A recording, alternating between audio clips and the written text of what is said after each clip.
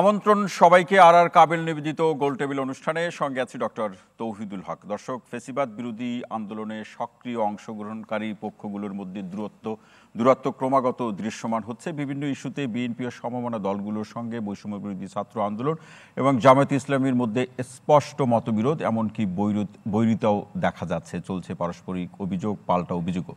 গতকাল খুলনা প্রকৌশল প্রযুক্তি বিশ্ববিদ্যালয় কুয়েটে ছাত্র দলের সঙ্গে বৈষম্য বিরোধী ছাত্র আন্দোলন এবং শিবিরের মধ্যে সংঘর্ষের ঘটনা ঘটেছে। সংঘাতের জন্য একে অপরকে দায়ী করে বিভিন্ন মাধ্যমে বিবৃতিও দিচ্ছেন তারা। এদিকে নতুন দলকে স্বাগত জানাতে প্রস্তুত থাকলেও বিএনপির হুঁশিয়ারি, সরকারের সহযোগিতায় দল গঠনের উদ্যোগ নেওয়া হলে জনগণ তা মেনে নেবে না। বিএনপির কেউ কেউ সন্দেহ করছেন অন্তর্বর্তী সরকার বৈষম্য বিরোধী ছাত্র আন্দোলন সহ বিভিন্ন পক্ষ মিলে এক এগারোর পটভূমি তৈরির চেষ্টা করছে। দলটির পক্ষ থেকে একাধিকবার সতর্ক করে বলা হয়েছে, ১/১১ পথে হাঁটলে তা কারো জন্যই মঙ্গলজনক হবে না। অন্যদিকে বিএনপি ও ছাত্রদলকে ইঙ্গিত করে বৈষম্য বিরোধী ছাত্র আন্দোলনের নেতারা সতর্ক করছেন, মজলুম থেকে জালিমে পরিণত হলে ফ্যাসিস্টদের পরিণতি ভোগ করতে হবে তাদের। এমন এক প্রেক্ষাপটে দর্শক, আজ আমাদের আলোচনার বিষয় ১/১১ সংখ্যা কেন। আর এই বিষয়ে আলোচনা করার জন্য স্টুডিওতে উপস্থিত আছেন বিএনপি দলীয় সাবেক সংসদ সদস্য হেলেন জেরিন খান, সিপিবির সম্পাদক ডাক্তার সাজিদুল হক রুবেল, কলামিস্ট ও international youth leader doctor Rakib Al Hasan, বৈষম্য বিরোধী ছাত্র আন্দোলনের সমন্বয়ক মাহিন সরকার, জাতীয় নাগরিক কমিটি নির্বাহী সদস্য ও সহ মুখপাত্র সালেউদ্দিন রিফাত এবং ঢাকা বিশ্ববিদ্যালয়ের শিক্ষক অধ্যাপক ডক্টর শামীম রেজা। আপনাদের সবাইকে অনুষ্ঠানে স্বাগত জানাচ্ছি। দর্শক, বরাবরের মতো আপনাকেও জানিয়ে রাখি, স্ক্রিনে দেখানো নাম্বারে ফোন করে সম্মানিত আলোচকদের কাছে আজকের যে আলোচ্য বিষয় যে ১/১১ সংখ্যা কেন, সেই বিষয়ে প্রশ্ন রাখতে পারেন এবং একজন সচেতন নাগরিক হিসাবে আপনার যা ভাবনা রয়েছে যে চলমান উন্নয়ন কিংবা সংস্কার, রাজনৈতিক পরিস্থিতি নিয়ে, সেই বিষয়ে আপনিও ফোন করে আপনার সংক্ষিপ্ত মতামত আমাদেরকে জানাতে পারেন। আমরা আপনার মতামত শুনতে চাই। আপনাদের ফোনের অপেক্ষায় থেকে যাচ্ছি আলোচনায়। শুরুতেই হেলেন জেরিন খান, হেলেন আপা, আসতে চাই যে আপনার দল থেকে মহাসচিব এবং সিনিয়র নেতাদের অনেকেই বলেছেন অনেকবার যে ১/১১ সংখ্যার কথা বলেছেন, বিরাজনীতির প্রেক্ষাপট বলেছেন, আবার সেই আগে বলা হতো -2, এখন আপনারা বলছেন -1। তো এই কোন কোন যে লক্ষণগুলো দেখে আপনাদের কাছে অর্থাৎ বিএনপির মনে হচ্ছে দেশে ১/১১ প্রেক্ষাপট তৈরি হচ্ছে? ধন্যবাদ আপনাকে, ধন্যবাদ দর্শক শ্রোতাদেরকে এবং সহ আলোচক হিসেবে এখানে যারা উপস্থিত হয়েছেন প্রত্যেকেই আমি আমার ব্যক্তিগত পক্ষ থেকে, আমার জাতীয়তাবাদী দলের পক্ষ থেকে শুভেচ্ছা জানাচ্ছি। ১/১১ আপনারা জানেন এটা একটা দুর্বিষহ বিষয় বাংলাদেশের মানুষের কাছে, তথা গণতন্ত্রকামী যে সমস্ত এই দেশের জনগণ আছে তাদের কাছে একটা ভয়ঙ্কর সাবজেক্ট কিংবা ভয়ঙ্কর বিষয়, ভয়ঙ্কর সময়, এবং যেটা কখনোই বাংলাদেশের মানুষ আবার ফিরে আসুক সেটা প্রত্যাশা করে না।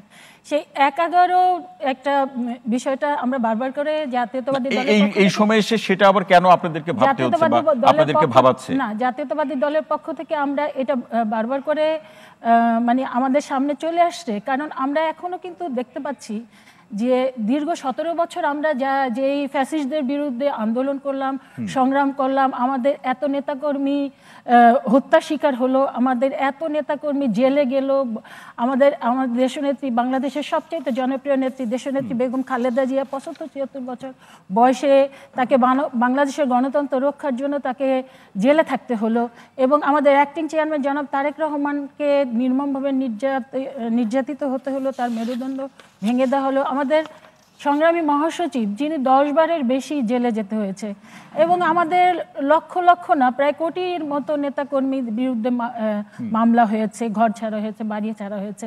আমাদের লক্ষ্য তো একটাই ছিল, বাংলাদেশে গণতন্ত্র ফিরে আসা, এবং বাংলাদেশ সেটি তো হয়েছে বিগত 15 বছরে। আওয়ামী লীগ তো এখন আর নেই, তাহলে এই ভাবনাটা কেন বিএনপিকে বারবার গ্রাস করছে? না দেখেন, আওয়ামী লীগের শেখ হাসিনা পালিয়ে গিয়েছে, শেখ হাসিনার গুটি কয়েক নেতাকর্মীরাও পালিয়ে গিয়েছে, এটা ঠিক, কিন্তু শেখ হাসিনার বৃহত্তর যে দোসররা ছিল তারা কিন্তু এখনো বহাল তবিয়তে আছে।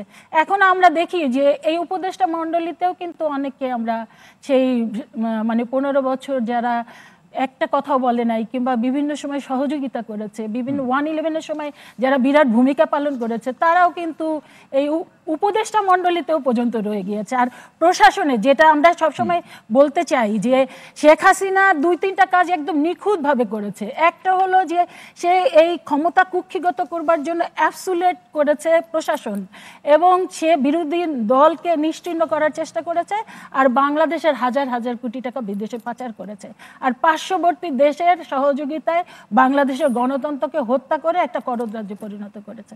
তো এই কাজগুলো একেবারে শেখ হাসিনা নিখুঁতভাবে করেছে। তা এগুলা কিন্তু শুধু শেখ হাসিনা পালিয়ে যাওয়া ছাড়া সবই কিন্তু বর্তমানে বিদ্যমান।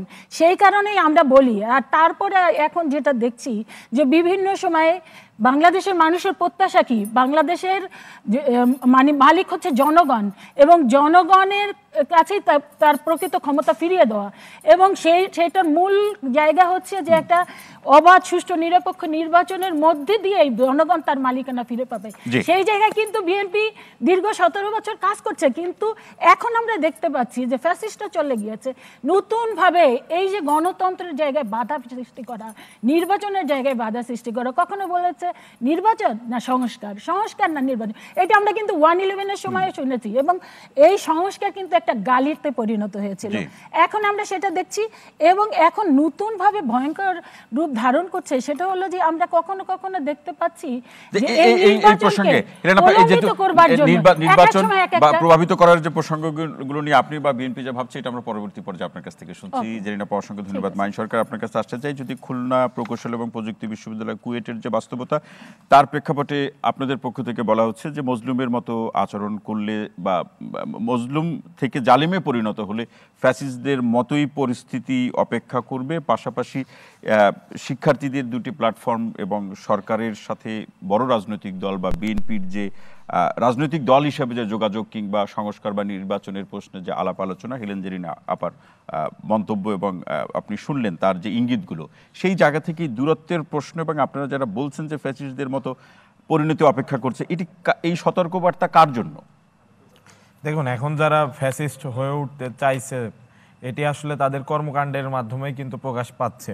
এখন আমরা যেহেতু এখনো ছাত্র এবং ক্যাম্পাসে অবস্থান করছি, আমরা কিন্তু ক্যাম্পাসের সার্বিক পরিস্থিতি পর্যবেক্ষণ করে তারপরে এই কথাগুলো যারা বলেছে, আমাদের বৈষম্য বিরোধী ছাত্র আন্দোলনের সম্মানিত আহ্বায়ক হাসনাত আবদুল্লাহ ভাই এই কথাই সম্ভবত বলেছেন। তো এটি এই ক্যাম্পাসে যে সার্বিক পরিস্থিতি, এর উপরেই কিন্তু বলা হচ্ছে। কারণ ক্যাম্পাসে দেখা যাচ্ছে যে এখানে মজলুম বলছেন কাকে? মজলুম বলতে দেখেন, ছাত্রদল, ছাত্র শিবির সহ আরো অন্যান্য যে সংগঠনগুলো ছিল, ছাত্র সংগঠন, এরা কিন্তু প্রত্যেকেই ছাত্রলীগের আমলে তাদের হাতে কিন্তু নির্যাতিত হয়েছে যখনই তারা যৌক্তিক কথাগুলো বলেছে। সে আমি ডান বাম যে দলের কথাই বলি না কেন, কিন্তু এখন দেখা যাচ্ছে যে ছাত্রলীগ যখন নাই হয়ে গেছে, প্রত্যেকে কিন্তু স্বাধীনভাবে মত প্রকাশ করার যে সুযোগটুকু সেটি পাচ্ছে। কিন্তু এখানে কাকে দাবিয়ে রাখবে, ওই রকম একটি প্রতিযোগিতায় আমরা কিন্তু দেখতে পাচ্ছি এই গণ অভ্যুত্থান পরবর্তী সময়ে ক্যাম্পাসগুলোতে চলছে। তারই ধারাবাহিকতায় হয়তো কুয়েটে দাবি রাখার প্রশ্নে এগিয়ে কারা পিছিয়ে কারা, এটি তো আসলে সাধারণ শিক্ষার্থীরা ভালো বলতে পারবে যারা রাজনীতির বাইরে আছে। এখানে আমি যদি বলি, আমাকেও হয়তো বলা হবে তিনি রাজনৈতিক চিন্তা থেকে বলছে। এটাই আসলে সাধারণ শিক্ষার্থীরা ভালো বলতে পারবে যে কারা করেছে। তবে আমরা দেখেছি যে গতকালের যে ঘটনা, সেই গতকালের ঘটনার দিকে আমরা তাকালে কুয়েটের উদ্ভূত পরিস্থিতি সাপেক্ষে ঢাকা বিশ্ববিদ্যালয়ের ছাত্র দলের পক্ষ থেকে কিন্তু একটা বিবৃতি তাৎক্ষণিকভাবে গিয়েছে। এমনকি বৈষম্য বিরোধী ছাত্র আন্দোলন একটি অরাজনৈতিক প্ল্যাটফর্ম, সেখান থেকে যখন একটি কর্মসূচি ডাকা হয়, তার প্রেক্ষিতে ঢাকা বিশ্ববিদ্যালয়ের ছাত্র দল তারা যখন আলাদা আলাদা করে কর্মসূচি পালন করে, এজেন্ডাও ভিন্ন কর্মসূচির, তারা যখন কর্মসূচি পালন করে সেখানে অছাত্র বহিরাগত ছিল। তাহলে এটা বুঝলেন কিভাবে আপনারা? এটি আসলে ঢাকা বিশ্ববিদ্যালয়ের শিক্ষার্থীরা যারা আছে তারা তো স্পষ্ট সেখানে উপস্থিত ছিল, এবং এখানে অধিকাংশই তারা পরিচিত, এবং খুব স্বাভাবিকভাবেই না, তার মানে আপনি মাইন সরকার, আপনি বলছেন যে গতকালকে ছাত্র দলের যে কর্মসূচি ছিল ঢাকা বিশ্ববিদ্যালয়ে, তাদের অধিকাংশ অংশগ্রহণকারী, তবে সেখানে মানে কিছু অংশ ছিল, তাই তো? তারা ছাত্র না, মানে একেবারেই ছাত্র না, সেটা ঢাকা বিশ্ববিদ্যালয়ের ছাত্র নাকি একেবারেই ছাত্র না? ছাত্র না, এবং তারা বহিরাগত। ছাত্র না, মানে একেবারেই ছাত্র না, সেটা ঢাকা বিশ্ববিদ্যালয়ের ছাত্র নাকি একেবারেই ছাত্র না? ছাত্র না, এবং তারা বহিরাগত। ছাত্র না, এবং তারা বহিরাগত। তাইরা বহিরাগত, সেখানে শঙ্কার জায়গাটা কি? সেখানে অবশ্যই শঙ্কার জায়গা, কারণ আমরা দেখেছি যখন 15ই জুলাই তারিখে 15ই জুলাই আমাদের উপর হামলা হয়, নৃশংসভাবে হামলা যারা চালিয়েছে তার অধিকাংশই ছিল বহিরাগত। তো সেই যারা বহিরাগত টোকাই বাইরে থেকে এসে আবার ক্যাম্পাসে আসবে, এটি আমাদের জন্য অবশ্যই শঙ্কার বিষয়। এটি আমরা সেই ছাত্রলীগের সেই চরিত্রের সাথে আমরা খুব স্বাভাবিকভাবেই অবচেতন মনে মিলিয়ে ফেলি, কারণ আমরা তো দেখেছি নিজ চোখে। মানে আপনি সমবৈশিষ্ট্য বা চরিত্র দেখতে পাচ্ছেন, সমচরিত্র আমরা দেখতে পাচ্ছি। মাইন সরকার, অসংখ্য ধন্যবাদ। আরো আলোচনা শুনবো। ডাক্তার রাকিব আল হাসান, আসতে চাই আপনার কাছে যে আসলে এই শিক্ষার্থীদের দুটি প্ল্যাটফর্ম, তাদের যে ভাবনা, পাশাপাশি 1-11 যে শঙ্কার প্রসঙ্গ, পার্শ্ববর্তী দেশ ভারতের সাথে সম্পর্ক, ভারত আবার পাকিস্তানের উপস্থিতির কথা বাংলাদেশে বলছে, সবকিছু মিলে রাজনৈতিক দলগুলো যে কথা বলছে বা যে পরিস্থিতি তারা দেখতে পাচ্ছে, হেলেনা বা বিএনপির বক্তব্য আপনি শুনলেন। তো সেই জায়গা থেকে আপনারা যারা খোঁজ খবর রাখেন যে ভূ রাজনীতির প্রেক্ষাপট, বৈশ্বিক যে চোখগুলো বাংলাদেশের দিকে আছে, সবকিছু মিলে সেখানেও কি এই শঙ্কাটাই কি ধরা দেয়? আপনাকে অসংখ্য ধন্যবাদ। যারা সহ-আলোচক রয়েছেন তাদেরকে আমার শুভেচ্ছা অভিনন্দন। আর টিভির গোল টেবিলের পর্দায় যারা দেখছেন তাদেরকে আমার শুভেচ্ছা অভিনন্দন। We wanted meritocracy, it ended up in mobocracy, I am still wondering where is democracy. গত 6 মাসে যে প্রেক্ষাপট রচিত হয়েছে, সেই প্রেক্ষাপট থেকে একটি কথাই আমার মনে বারবার কানে বিনার বাজ বেজে যায়, সেটি হচ্ছে আমরা আসলে ফেসিস্টকে সরানোর জন্য আন্দোলন করিনি, আমরা ফেসিস্টকে সরিয়ে এ প্রতিস্থাপন করার জন্য নতুন ফেসিস্ট হয়ে ওঠার এক বাসনা নিয়ে আমরা বেড়ে উঠছি। আপনি যে প্রসঙ্গ টানছেন, এখানে দুজন আলোচক অলরেডি বলেছেন, একটি হচ্ছে 111-এর সংখ্যা, আরেকটি হচ্ছে নতুন ফেসিস্ট হওয়ার সংখ্যা। আমি দুটি বিষয়ই টানতে চাই। শুরুতে যদি বলি, বা আপনি নিজে প্রশ্ন করেছেন যে ভূ রাজনীতিক এখানে প্রসঙ্গ কী রয়েছে, আপনি যদি দেখেন এখানে আসলে আমাদের যে উনি মাইন সরকার যে কথাটি বলেছেন, তারা দুটি আলাদা কর্মসূচি, কিন্তু তাদের কথাবার্তা কিংবা তাদের কর্মকাণ্ডে আমি বৈছা কিংবা জানাক কিংবা জাসি, তিনটির মধ্যে আমি কোনো পার্থক্য দেখি না, এবং কি প্রত্যেকটি কর্মসূচি কিংবা তাদের বক্তব্যের মধ্যে সম্পূর্ণ পরিমাণ সাদৃশ্য রয়ে যায়। কিন্তু তারা তাদের কর্মকাণ্ডে কিংবা তাদের প্রতিস্থাপন কথাবার্তায় তারা দেখাচ্ছে তারা দুটি আলাদা প্ল্যাটফর্ম কিন্তু ভিন্ন প্ল্যাটফর্ম। কিন্তু তারা এখানে আমাদের রাজনীতির চিরাচরিত যে রূপ, সেটা হচ্ছে মুনাফিকের চরিত্র, সেই মুনাফিকের চরিত্র থেকে তারা বের হয়ে আসতে পারছে না। এবং বৈছা এবং জাসি এবং জানাক। আচ্ছা, এবং কি আপনি যদি দেখেন আমাদের এই বর্তমান প্রেক্ষাপট এবং বাস্তবতায় যদি দেখেন আপনি, আমাদের এই নতুন করে ফেসিস্ট হওয়ার জন্য যখনই আমরা ইলেকশন নিয়ে কথা বলি, আমরা যখনই ইলেকশন নিয়ে কথা বলি, জাতীয় নির্বাচন নিয়ে কথা বলি, তখনই তারা উৎপেতে আসে, ছট করে আসে, টটপরে আসে। এবং আপনি যদি দেখেন আমাদের এই নতুন বাস্তবতায়, আমাদের এই বৈশ্বিক বাস্তবতা কিংবা আমাদের এই বর্তমান চরম অর্থনৈতিক ক্রাইসিসের মুহূর্তে আমরা যখন গত 6 মাসে আমরা সংস্কার, সমন্বয়ক, নানা ধরনের নানা টার্মোলজিতে আমরা যখন পরিচিত হয়েছি, সে জায়গা থেকে আমরা যখন এখনো পর্যন্ত তার কোনো সম্পূর্ণরূপে বাস্তবায়ন দেখিনি। আপনি যদি দেখেন গতকাল যেখানে আমাদের আওয়ামী লীগের নেতারা খুব হেসে ঘেসে বের হয়, কিংবা আমাদের গত 6 মাসে কাতরানো সে শহীদের মায়ের আর্তনাদ, কিংবা আমাদের এখনো আহতদের সে এখনো পূর্ণ চিকিৎসা কিংবা পুনর্বাসন আমরা সেখানে দেখতে পাই না। সুতরাং আমরা এই গত 6 মাসে সরকারের পক্ষ থেকে তো বলা হচ্ছে যে সরকার পর্যাপ্ত ব্যবস্থা নিয়েছে এবং এখনো প্রয়োজন অনুযায়ী ব্যবস্থাগুলো নিচ্ছে, কিন্তু প্রয়োজন অনুযায়ী হচ্ছে না। গত 6 মাসে এই সরকার সম্পূর্ণভাবে ব্যর্থ হয়েছে, সম্পূর্ণভাবে ফেলার হয়েছে, সম্পূর্ণভাবে ব্যর্থ হয়েছে। এবং এই সরকার গত 6 মাসে সরকারের চরম লেভেলের অথর্বতায় আমাদের আইন শৃঙ্খলা পরিস্থিতি, আমাদের জনমানুষের, আপনি দেখেন আমাদের দেশের, বাংলাদেশের মানুষের 90% কিন্তু সংস্কার বোঝে না। আমাদের দেশের সাধারণ মানুষ কি চায়? আমাদের দেশে গত 17 বছর ধরে আমাদের প্রধানতম ফাইট ছিল রাকিব আল হাসান, সেটি সংস্কার না বুঝলে সেটি বোঝাতে হবে, ভালোর জন্য তো প্রয়োজন হলে বোঝাতে হবে। এর সাথে সাথে প্রশ্ন হলো যে আপনি বলছেন 6 মাস ধরে সরকার ব্যর্থ হয়েছে, তাহলে 6 মাস ধরে দেশটা চললো কিভাবে? আল্লাহ চালাইছে, কেন চলছে? দেশটা চলছে না। বাংলাদেশ কি প্রয়োজন হলে আল্লাহ চালায়? দেশটা অ্যাকচুয়ালি চলছে না। আমি আপনাকে বলি, আমি আপনাকে শেষ করে দেন, আপনি ইন্টারাপ্ট না করলে আমার খুশি হবো। আমি প্রত্যেকটি প্রসঙ্গে আমি টানছি, আপনি উত্তর পেয়ে যাবেন। আপনি যদি দেখেন আমাদের গত 6 মাসে আমাদের প্রধানতম দাবি ছিল সেই ফ্যাসিস্ট শেখ হাসিনা এবং তার দোষদের বিচার। আমাদের আজকে 33 জন 18 ইলেকশনে যারা সহায়তা করেছে, 33 জন ডিসিকে আজকে আপনি ওএসডি করেছেন। এই 33 জন ডিসিকে ওএসডি করতে 6 মাস কেন লাগলো, সেই প্রশ্ন জবাবটা আমাকে দেন। আপনি দিবেন আমাকে? আপনি দিবেন না। এই 33 জন কেন? আপনি 18 সালের ইলেকশনের, 14 সালের ইলেকশনে, 24 সালের ইলেকশনে যারা শেখ হাসিনাকে ফ্যাসিস্ট হয়ে ওঠার জন্য যে রাষ্ট্র ব্যবস্থা তাকে হেল্প করেছে, তাকে যে সহযোগিতা করেছে, তাদেরকে সরাতে 24 ঘন্টার ব্যাপার ছিল। সেই 24 ঘন্টা কেন আজকে 6 মাস পর আমার 7 মাসে আসতে হলো?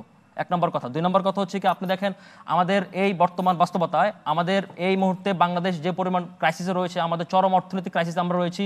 আপনি দেখেন ট্রাম্প ক্ষমতা আসার পরে, ডোনাল্ড ট্রাম্প ক্ষমতা নেওয়ার পরে আমাদের ইউএসএডির ফান্ড বন্ধ হয়ে গেছে। আমাদের আপনি বলছেন আমাদের ভারতের এখানে চাপ রয়েছে। আপনি কি জানেন এখানে এই মুহূর্তে আমেরিকার ইন্টেলিজেন্স প্রধান হচ্ছে তুলসী গ্যাবার্ট। আপনি আমাদের এখানে ডোনাল্ডোকে রিপ্লেস করেছে পল কাপুর। আপনি যদি দেখেন আমাদের এই মুহূর্তে বাংলাদেশের সুইস ব্যাংকের সহযোগিতা বন্ধ হয়ে গেছে। 26 সাল থেকে আমরা এলডিসি তে গ্রাজুয়েট করার কারণে আমরা ডাচ সহযোগিতা এগুলো কি ইঙ্গিত দেয় এগুলো ইঙ্গিত দেয় হচ্ছে আমাদের সরকার ফাংশনিং করতে পারছে না।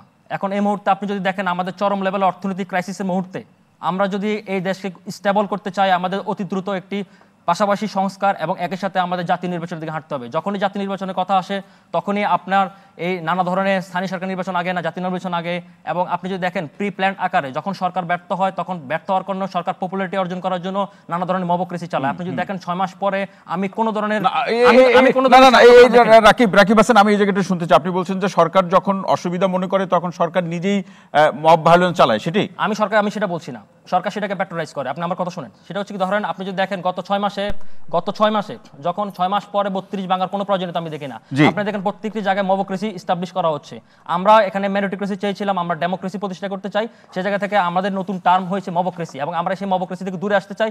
আমি শেষ করি। আপনি যে 111 সংখ্যা বলছেন, সেই 111 সংখ্যার বাস্তবতা আমি স্পষ্টত দেখতে পাই। আপনি যদি দেখেন এখানে এই প্রসঙ্গ নিয়ে এই পর্যায়ে না ডাক্তার রাকিব হাসান, এই পর্যায়ে না, পরবর্তী পর্যায়ে আপনি যে সংখ্যাগুলো দেখতে পান সেটি নিয়ে আমরা আলোচনা শুনবো। তবে ডক্টর শামীম রেজা স্যার, আসতে চাই যে এই সরকারের 6 মাস এবং সংস্কার নির্বাচনের প্রেক্ষাপট ধরে আগামী দিনে কি অবস্থা হতে পারে বিএনপি সহ, তার সাথে সমমনা শব্দটাই হয়তো তারা বলছে, আমরাও এটা বলতে পারি, তাদের সাথে যে রাজনৈতিক দলগুলো আছে তারা যা দেখছে, শিক্ষার্থীদের দুটি প্ল্যাটফর্ম তারা যা দেখছে, এবং বাম সংগঠনের কিংবা এর বাইরে নাগরিক সমাজ যা দেখছে, আপনি এর মধ্যে কোনো মিল খুঁজে পান নাকি সবাই যার যার সে ক্ষমতাকে নিশ্চিত করার জন্যই কথাগুলো আলাপ আলোচনাগুলো হচ্ছে, যে যতটুকু নিতে পারে?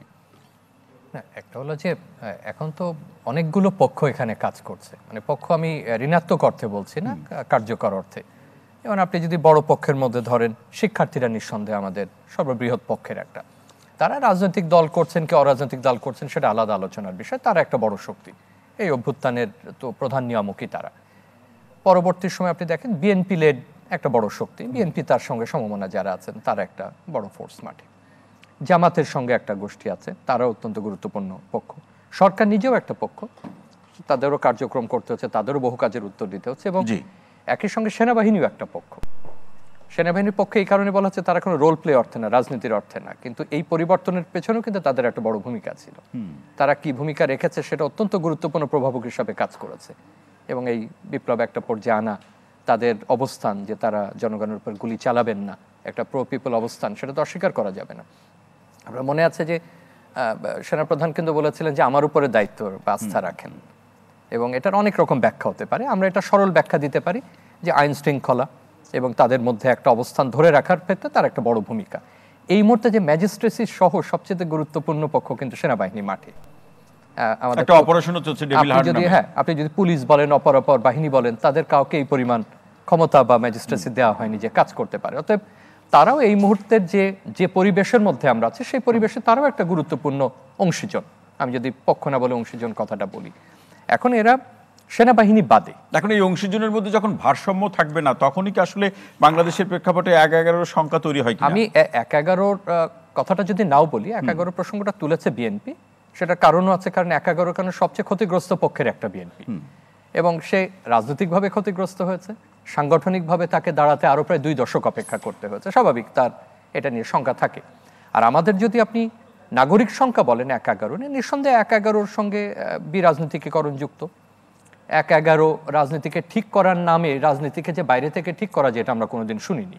রাজনীতি ঠিক হয় রাজনীতির ভেতর থেকে, বহিস্থ কোনো শক্তি দিয়ে কোনো অসুখ একজনের ওষুধ খাচ্ছে আরেকজন। এটা আপনার মনে আছে কিনা কথাগুলো? এখন যারা তরুণ তারা হয়তো তখন অত্যন্ত অল্প বয়সী, তাদের মনে থাকবে না, কিন্তু আমরা যারা প্রত্যক্ষ করেছি, সাজিদুল ভাই আছেন, অন্যান্য আছেন, যে এটাকে রেল লাইনে তুলতে হবে।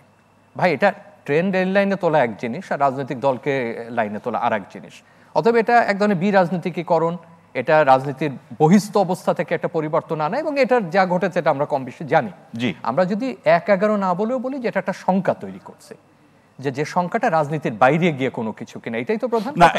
এই জায়গাতে আমি একটু স্যার, এখন আপনার ওই কথাতেই আসছি। জি, আপনার- জি, আপনি যে- আমার প্রশ্নটি হলো, আপনার আলোচনার সূত্র ধরে অনেক সময় আমাদের বাংলাদেশের রাজনৈতিক প্রেক্ষাপট হলো যে কিছু অনুমান করে অথবা রাজনৈতিকভাবে চাপে রাখার জন্য যা চাচ্ছে সেই প্রেক্ষাপট তৈরি করার জন্য এই ধরনের কথাগুলো রাজনৈতিক দলগুলো বিভিন্ন সময় বলে থাকে, এবং রাজনৈতিক দলগুলো বলে যেটা রাজনীতিরও নাকি অংশ। আমরা যদি সেটা মেনে নিয়েও যদি বলি, এখানে কি আসলে বাস্তব ভিত্তি একজন নাগরিক সমাজের প্রতিনিধি হিসেবে আপনি কি সেটি দেখছেন নাকি এটা রাজনীতিরই অংশ? আপনি আগে যে প্রশ্ন করলেন, যদি আপনি ওইভাবে বলেন যে রাজনৈতিক দলগুলো এরকম বলের সংখ্যা দেখে, তাহলে আপনার অনুষ্ঠান 5 মিনিটের বেশি চলবে না। হ্যাঁ, কারণ এটা না, আমরা একটু আরো একটু গভীরেও যেতে আপনি চাই। যদি গভীরে যেতে, কারণ রাজনৈতিক দল এটা বলে, ভাইদের কথা তো কান দেওয়ার কি আছে। কিন্তু আপনি যেহেতু ডেকেছেন বিশ্লেষণ করতে, সেক্ষেত্রে 1 ঘন্টা টানতে হবে। এবং সেক্ষেত্রে আমার পর্যবেক্ষণটা হচ্ছে এরকম, যে কথাটা একটু আগে আপনি বলেছিলেন, যে এই যে অংশীজনদের কথা আমরা বলছি, সেনাবাহিনীকে এক পাশে রাখেন, সে একটা প্রতিষ্ঠান, তার ভূমিকার কথাটা স্মরণ করিয়ে দিলাম, যে তিনি আছেন, তার গুরুত্বপূর্ণ ভূমিকা তাদের ছিল। বাকিদের মধ্যে যে আমাদের যে আশাটা ছিল, যে অভ্যুত্থান পরবর্তীতে যে একটা ঐক্য তৈরি, আমি সংস্কার অর্থে ঐক্য বলছি না, পরিবর্তনের জন্য যে ঐক্যটা দরকার ছিল, যে মিলটা দরকার ছিল, যে অবস্থানগত একটা কমননেস দরকার ছিল, সেটা ভেঙে পড়েছে। এবং সেটা ফাটলটা বড় হতে হতে এখন একটা বৃহৎ একটা বিভাজনে পরিণত হয়েছে। স্বাভাবিক, জামাতের এজেন্ডার সঙ্গে বিএনপির লেড এজেন্ডা মিলছে না, তাদের সঙ্গে অন্যদের এজেন্ডা মিলছে না। শিক্ষার্থীদের নিয়ে আমরা যারা শিক্ষার্থী নই, তারা বিভিন্ন রকম অনুমান তৈরি করছে, যে এরা এক কিনা, এরা বহু কিনা, এরা ভাই কে কার সঙ্গে যুক্ত আছেন। কোর রেজাল্টটা হচ্ছে আমরা কোনো মিল পাচ্ছি না। এবং দ্বিতীয় হলো যে যেটা তারা এখনো রাজনৈতিক দল করেনি, অত মন্তব্য করা উচিত হবে না। তারা ক্যাম্পাসে আমরা শুনছি যে এই মাসে নতুন দলের ঘোষণা আসবে। দেখেন, ঘোষণা এক জিনিস, আপনি কি তাকে দেখেছেন? কিন্তু বাকি যাদের কথা বলছেন তাদের বয়স 40 বছর 80 বছর রাজনীতির বয়স, তাদেরকে নিয়ে কথা বলার তো আমাদের সুযোগ আছে, কিন্তু এদেরকে নিয়ে তো কথা বলার সুযোগ নেই। এটা অনুমানমূলক হবে সেক্ষেত্রে। তাদের ক্ষেত্রে যেটা হচ্ছে প্রত্যেকের গেইন দেখছেন, আচ্ছা, কে কি এর থেকে গেইন করতে পারেন। তো এখন যদি মতের বিপরীতে যদি গেইনে চলে আসি, তাহলে তো স্বাভাবিক সেখানে ঐক্য হবে না। এবং আপনার নেট রেজাল্টটাকে আমি খুব দ্রুত বলি, আপনি ঐক্যে পৌঁছাতে ব্যর্থ হবেন আপনি ন্যূনতম যদি এগ্রিয়েবল একটা সেট অফ প্রিন্সিপালসে না পৌঁছান। আমি একটু আগে ওর সঙ্গে আলাপ করছিলাম, আমাদের শিক্ষার্থী নেতার সঙ্গে, যে আমি মতানৈক্য বলি না, আপনি ঐক্যমত না হলে মতানৈক্য হয়ে যাবে, পার্থক্য হবে তা না। আপনাকে একটা জিনিস এগ্রি করেছেন, আপনার আমার ডিফারেন্স থাকতে পারে, কিন্তু ওই মতানৈক্য যদি একটা বিভেদে চলে যায়, এবং তার রেজাল্ট গুলো কি কি হবে। আপনার এই মুহূর্তে আইন শৃঙ্খলা ইস্যু না, তার মানে বিভেদে গেলে এরপরে তো খুব বেশি অপশন নেই। আমি একটু শেষ করি, একেবারে কয়েক লাইনে। আপনার অর্থনীতি আরো খারাপের দিকে যাবে, আমি অন্য অর্থনীতির তত্ত্ব বাদ দিই, আপনার কনফিডেন্স নিচে নেমে আসবে, আইন শৃঙ্খলার আপনি কোন অবস্থান তৈরি করতে পারবেন না। আপনি এখন পর্যন্ত সড়ক থেকে শুরু করে যে শিক্ষার্থীরা আমরা নিরাপদ সড়কের স্বপ্ন দেখেছেন, সেই সড়ক এই 6 মাস আমি ঠিক করতে পারি। একটু বলি, আপনি আঞ্চলিক যে শক্তিগুলো আছে, বৃহৎ যে শক্তিগুলো আছে, তার রীতি পাল্টাবে, নিঃসন্দেহে তার বাইরে আপনি না, আপনি আঞ্চলিক শক্তি বৃহৎ শক্তির বাইরে না। এবং সমস্ত কিছুর মিলে যেটা দাঁড়াবে, আমাদের ভবিষ্যৎ কে ঠিক করবে, কিভাবে ঠিক হবে, আমরা কোন পথে যাব। অতএব আরো কিছু প্রশ্ন থেকে গেল অধ্যাপক ডক্টর শামীম রেজা স্যার, পরবর্তী পর্যায়ে শুনছি আরো কিছু প্রশ্ন আছে আপনার কাছে, এই পর্যায়ে আর সময় পাচ্ছি না। সালেউদ্দিন সিফাত আসতে চাই। এই ছাত্র সংগঠনের কুয়েটের প্রসঙ্গে আমি একটু আলোচনাটাকে স্পষ্ট করতে চাই। নিশ্চয়ই আপনার পক্ষ থেকে খুব জনগণ, আপনি স্পষ্টই বলবেন যাতে যারা শুনছেন স্পষ্ট ধারণা যাতে তারা পায়, যে গতকাল শিক্ষার্থীদের প্ল্যাটফর্ম থেকে যে বক্তব্যটি দেওয়া হলো সেটা ছাত্রদল সম্পর্কে বলা হয়েছে, এবং সেটা আমাদের মাহিন সরকার যেটি বললেন যে ছাত্রলীগের সাথে চরিত্রগতভাবে সমবৈশিষ্ট্যের আপনারা মিল পাচ্ছেন। তাহলে এই জায়গা থেকে পরস্পর আলোচনার মধ্য দিয়ে যে দূরত্ব যেগুলো আছে সেটি সমাধান করার উদ্যোগ কেন গ্রহণ করছেন না আপনারা? যে আমি সেই প্রশ্নে আসছি আপনার কাছে, তার আগে আমি কিছু জিনিস বলতে চাই। যে আমাদের একজন বিজ্ঞ সমালোচকবৃন্দ বলেছেন যে বাংলাদেশের 90% মানুষ সংস্কার বুঝে না। আমি ওনার এই কথার সাথে দ্বিমত করতে চাই। আমি মনে করি বাংলাদেশের মানুষ অনেক বেশি সংস্কারপন্থী এবং তারা সংস্কারটাকে খুব ভালোভাবেই বুঝে। সংস্কার যদি তারা না বুঝতো, তারা 5ই আগস্ট গণঅভ্যুত্থানের মতো এরকম মানুষ সবাই যেভাবে নেমেছে রাজপথে, ঢাকার রাজপথে সহ বাংলাদেশের সমগ্র জেলায়, সমগ্র বিভাগে, তাহলে এটা আমরা কখনো দেখতে পেতাম না। আপনি দেখে থাকবেন গণঅভ্যুত্থানের সময় বাংলাদেশের কোনো এক প্রান্তিক অঞ্চলে কিছু মেয়েরা একসাথে স্লোগান দিচ্ছিল, কে এসেছে, পুলিশ এসেছে, কি করছে, স্বৈরাচারের পা চাটছে। তাদের এই যে স্লোগানের মধ্যে কি আপনি সংস্কারের কোনো আকাঙ্ক্ষা দেখেন না? পুলিশ সংস্কারের কোনো আকাঙ্ক্ষা দেখেন না? অবশ্যই দেখা যায়। এছাড়াও আমরা যখন 2018 সালে নিরাপদ সড়ক চাই আন্দোলন করি, আমরা তখন কি সাইনবোর্ড দিয়ে বা কি স্লোগান দিয়ে আন্দোলনটা করেছিলাম? আমরা বলেছিলাম রাষ্ট্র মেরামতের কাজ চলছে, সাময়িক অসুবিধার জন্য দুঃখিত। তাহলে যেই জনগোষ্ঠী এই অভ্যুত্থানটার নেতৃত্ব দিয়েছে, যে জনগোষ্ঠীর নেতৃত্বে এই অভ্যুত্থানটা হয়েছে, বাংলাদেশের মানুষ, বাংলাদেশের তরুণ সমাজ, তারা কিন্তু সংস্কারের কথা আজকে বলছে না। 2024-এর গণঅভ্যুত্থানের পর তারা সংস্কারের কথা বলছে না, তারা সংস্কারের কথা বলেছে 2018। আপনি দেখে থাকবেন, আরো আগে গেলে আরো আগেও পাবেন আপনি। সংস্কারের এক ধরনের সিলসিলা আছে, এছাড়াও বাংলাদেশে অনেকগুলো রাজনৈতিক উদ্যোগ আপনি দেখেছেন, রাষ্ট্রচিন্তা কথা যদি আমরা বলি, রাষ্ট্র সংস্কার আন্দোলন কিংবা গণ অধিকার পরিষদও, এমনকি খোদ বিএনপি যে এখন 31 দফা তাদের। বাংলাদেশের মানুষের সামনে বিএনপি কি প্রেজেন্ট করছে, নির্বাচন প্রেজেন্ট করছে না, নির্বাচন হচ্ছে তার চাওয়া, কিন্তু সে যখন কোনো কিছু প্রেজেন্ট করছে মানুষের কাছে, সে 31 দফা রূপরেখা প্রেজেন্ট করছে রাষ্ট্র সংস্কারের। এখন বিএনপি কি তাইলে মনে করে বা অন্য কোনো যে রাজনৈতিক দলগুলো কি মনে করে যে বাংলাদেশের মানুষ সংস্কার বোঝে না? বাংলাদেশের মানুষ যদি সংস্কার না বুঝে থাকতো তাহলে এতগুলো লোককে, এতগুলো পার্টি, এতগুলো রাজনৈতিক উদ্যোগ তারা বারবার সংস্কারের কথা কেন বলছে বা সংস্কার প্রস্তাবনা কেন দিচ্ছে? তো এটা আমি হাইলি ডিসএগ্রি করি। আর একটা যে বিষয় আপনি বলেছেন যে কুয়েটের ঘটনা নিয়ে, আমি এখানে একটু বলতে চাই যে কুয়েটে আপনারা অনেকে এখানে সংঘর্ষ হিসাবে এটিকে দেখিয়েছেন, বাট আমি যে জিনিসটা বলতে চাই যে একটা রাজনৈতিক অধিকার অবশ্যই আছে। কেউ যদি ক্যাম্পেইন চালাতে চায় তার সেই রাজনৈতিক অধিকার আছে, ছাত্রদল যদি মনে করে ক্যাম্পেইন চালাতে চায় তার রাজনৈতিক অধিকার আছে। কিন্তু প্রযুক্তি যে সকল বিশ্ববিদ্যালয়গুলোতে আছে, যেমন কুয়েট, বুয়েট, রুয়েট, এগুলোতে কিন্তু আবরার ফাহাদের হত্যার পর থেকে রাজনীতির প্রশ্নে এক ধরনের নাকচ বা এক ধরনের নিষেধাজ্ঞার মতো একটা তাদের চিন্তা আছে শিক্ষার্থীদের মাঝে। এটাকে আপনি অস্বীকার করতে পারবেন না। তার একটা কারণও আছে, ফ্যাসিবাদের যে ব্যবস্থা ছিল, ফ্যাসিবাদের সময় আমরা দেখেছি ছাত্র রাজনীতি, মানে ছাত্রদের মাঝে এখন ছাত্র রাজনীতি বলে তাদের কাছে কি, তাহলে সেই পরিস্থিতি ঘোলাটে করছে কারা? আমি সেই প্রশ্নে আসছি, সেই প্রসঙ্গে আসছি। ফ্যাসিবাদের সময় যে ছাত্র রাজনীতি ছিল, তারপরে এখন বর্তমানে ছাত্রদের মাথায়, ছাত্রদের চিন্তায় যখনই ছাত্র রাজনীতি কথাটা আসে, সে তখন কি পিক করে? সে দেখে যে ছাত্রলীগের কোনো এক গুন্ডা পান্ডা সে হচ্ছে বাইক নিয়ে শোডাউন দিচ্ছে, কিংবা অস্ত্র হাতে, রামদা হাতে। ছাত্রদের মাথাতে এখনো 15 জুলাই স্মৃতি ভুলে যায় নাই, ঢাকা বিশ্ববিদ্যালয়ে যে নির্যাতন নিপীড়ন হয়েছিল, যে নির্মম নিপীড়ন হয়েছিল, ফলে সে ছাত্র রাজনীতি বলতে এগুলো বুঝে। এই কারণে তার মাঝে একটা নেগেটিভ চিত্র ছাত্র রাজনীতির আছে। এইটাকে মাথায় রেখেই বিদ্যমান যতগুলো ছাত্র সংগঠন আছে তাদেরকে তাদের রাজনীতিটাকে ঢেলে সাজাতে হবে। কিন্তু তারা যদি সেভাবে ঢেলে না সাজিয়ে বরং রামদা নিয়ে, চাপাতি নিয়ে, কিংবা হচ্ছে গিয়ে হকি স্টিক নিয়ে হামলা করতে যায়, রক্তাক্ত করে, তাহলে তো ছাত্রদের মাঝে ছাত্র রাজনীতি সম্পর্কে আরো বেশি নেতিবাচক ধারণা আসবে। না, সেটা তো সেই আলোচনাতে এক ধরনের, কিন্তু সেই আলোচনা বলার সাথে সাথে একটা হুমকি যে দিয়ে দিলেন, এটা কি অবস্থা? কোন ধরনের হুমকি? যে মজলুম থেকে জালিমে পরিণত হলে ফ্যাসিস্টদের পরিণতি ভোগ করতে হবে। না, সেটা তো অবশ্যই, আমরা এটা তো সবার জন্য সত্য। এটা তো শুধুমাত্র ছাত্রদল না, এটা যদি বৈষম্যবিরোধী ছাত্র আন্দোলনে যদি সে যদি জালিম হয়ে ওঠে, তাহলে তো তাকেও বাংলাদেশের মানুষজন ছুড়ে ফেলে দিবে। বাংলাদেশের মানুষজন আওয়ামী লীগকে ছুড়ে ফেলে দিয়েছে না? এটা সকলের জন্য প্রযোজ্য, এটাই সেই কথাই বলছেন। সবার জন্য প্রযোজ্য, শুধু সমন্বয়ক না। বাংলাদেশের যেই জালিম হয়ে উঠবে তার জন্য 5ই আগস্ট নেমে আসবে, বাংলাদেশের যেই জালিম হয়ে উঠবে তার জন্য জুলাই নেমে আসবে। That is correct. আপনি এখন অনেকটা নির্মূলের রাজনীতি চলছে। আমি কালকেও দেখলাম কোন একটা শিববাড়ি মোড়ের কোন একটা জায়গায় স্লোগান হচ্ছে যে একটা শিবির ধর, দৈরা দৈরা জবাই কর। এই ধরনের যে নির্মূলের রাজনীতির স্লোগান, বাংলাদেশে এই নির্মূলের রাজনীতি শেষ হয়ে গিয়েছে। কখন শেষ হয়ে গেছে?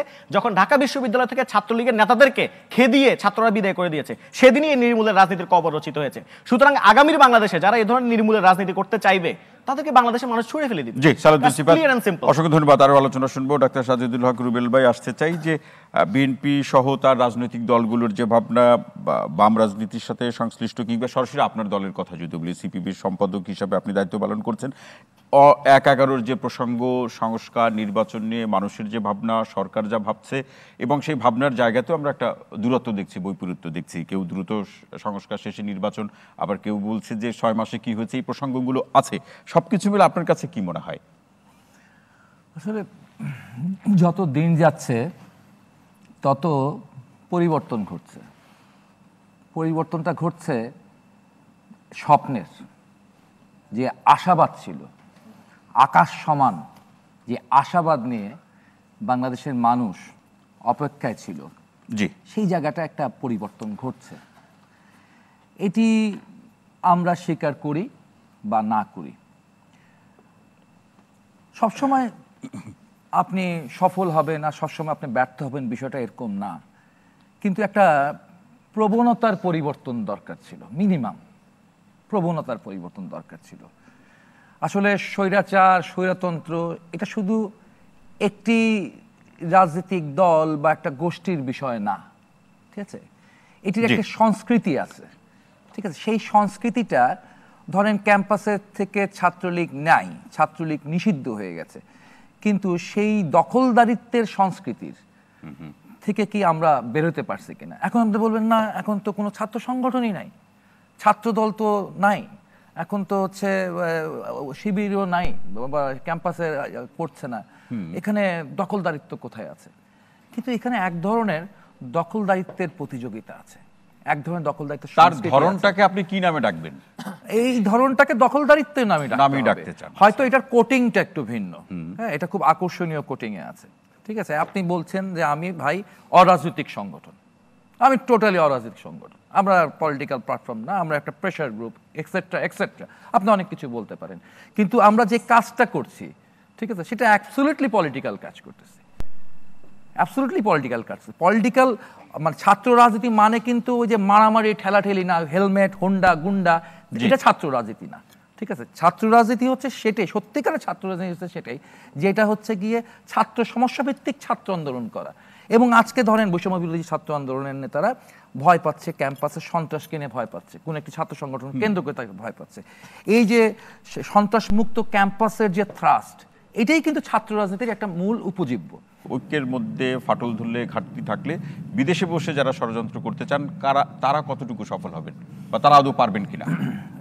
ঐক্যের মধ্যে ফাটল হলে নিশ্চিতভাবে যারা পরাজিত শক্তি, যারা হচ্ছে যাদেরকে এই অগাস্ট অভ্যুত্থানের মধ্য দিয়ে বিতাড়িত করা হলো, তারা সহ তাদের যারা শুভাকাঙ্ক্ষী আছে দেশ এবং বিদেশে, তারা নিশ্চয়ই হচ্ছে একটি সুবিধা পাবে।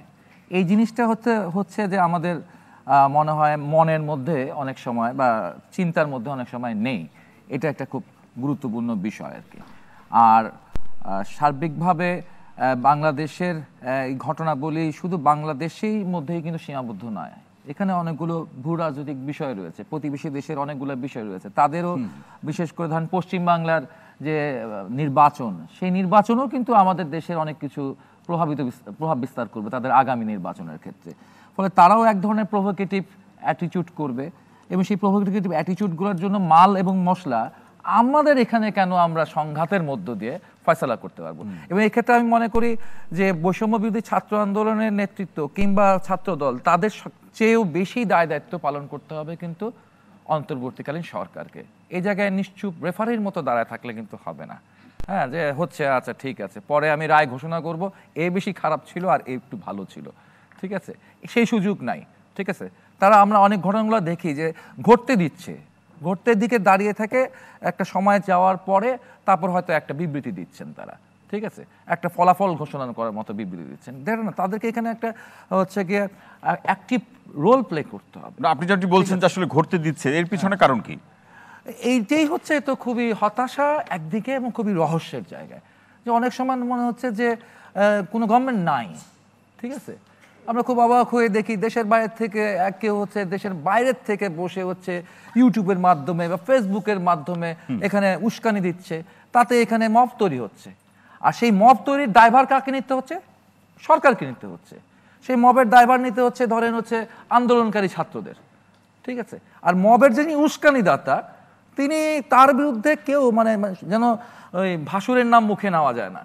তারা মনে হয় এটা জানেই না যে এরকম দেশে কেউ আমেরিকায় বসে বা কেউ ইউরোপে বসে কোনো উস্কানি দিচ্ছে। মানে আপনি মনে করেন যে তারা ভাবলো তারা সফল হলো? হ্যাঁ, তারা ভাবলো সফল হলো, মানুষও ভাবলো সফল হলো, মানুষও ভাবে তাদের অনেক শক্তি। ঠিক আছে, এবং সেইটা এই জিনিসটা আমি করতে দিব কেন? তারপরে একই রকম বিষয় ধরেন একটা সিম্পল লিফলেট বিতরণকে কেন্দ্র করে, ঠিক আছে, মোটামুটি সারা দেশের হচ্ছে টক অফ দ্য টাউন হয়ে গেল। যে আমরা তো বিষয়টাকে আসলে একভাবে দেখি যে এটা শিবির এবং ছাত্র দলের মধ্যে একটা সংঘাত। ঠিক আছে, কুয়েটের প্রসঙ্গ, শিবির আর ছাত্র দলের সংঘাত।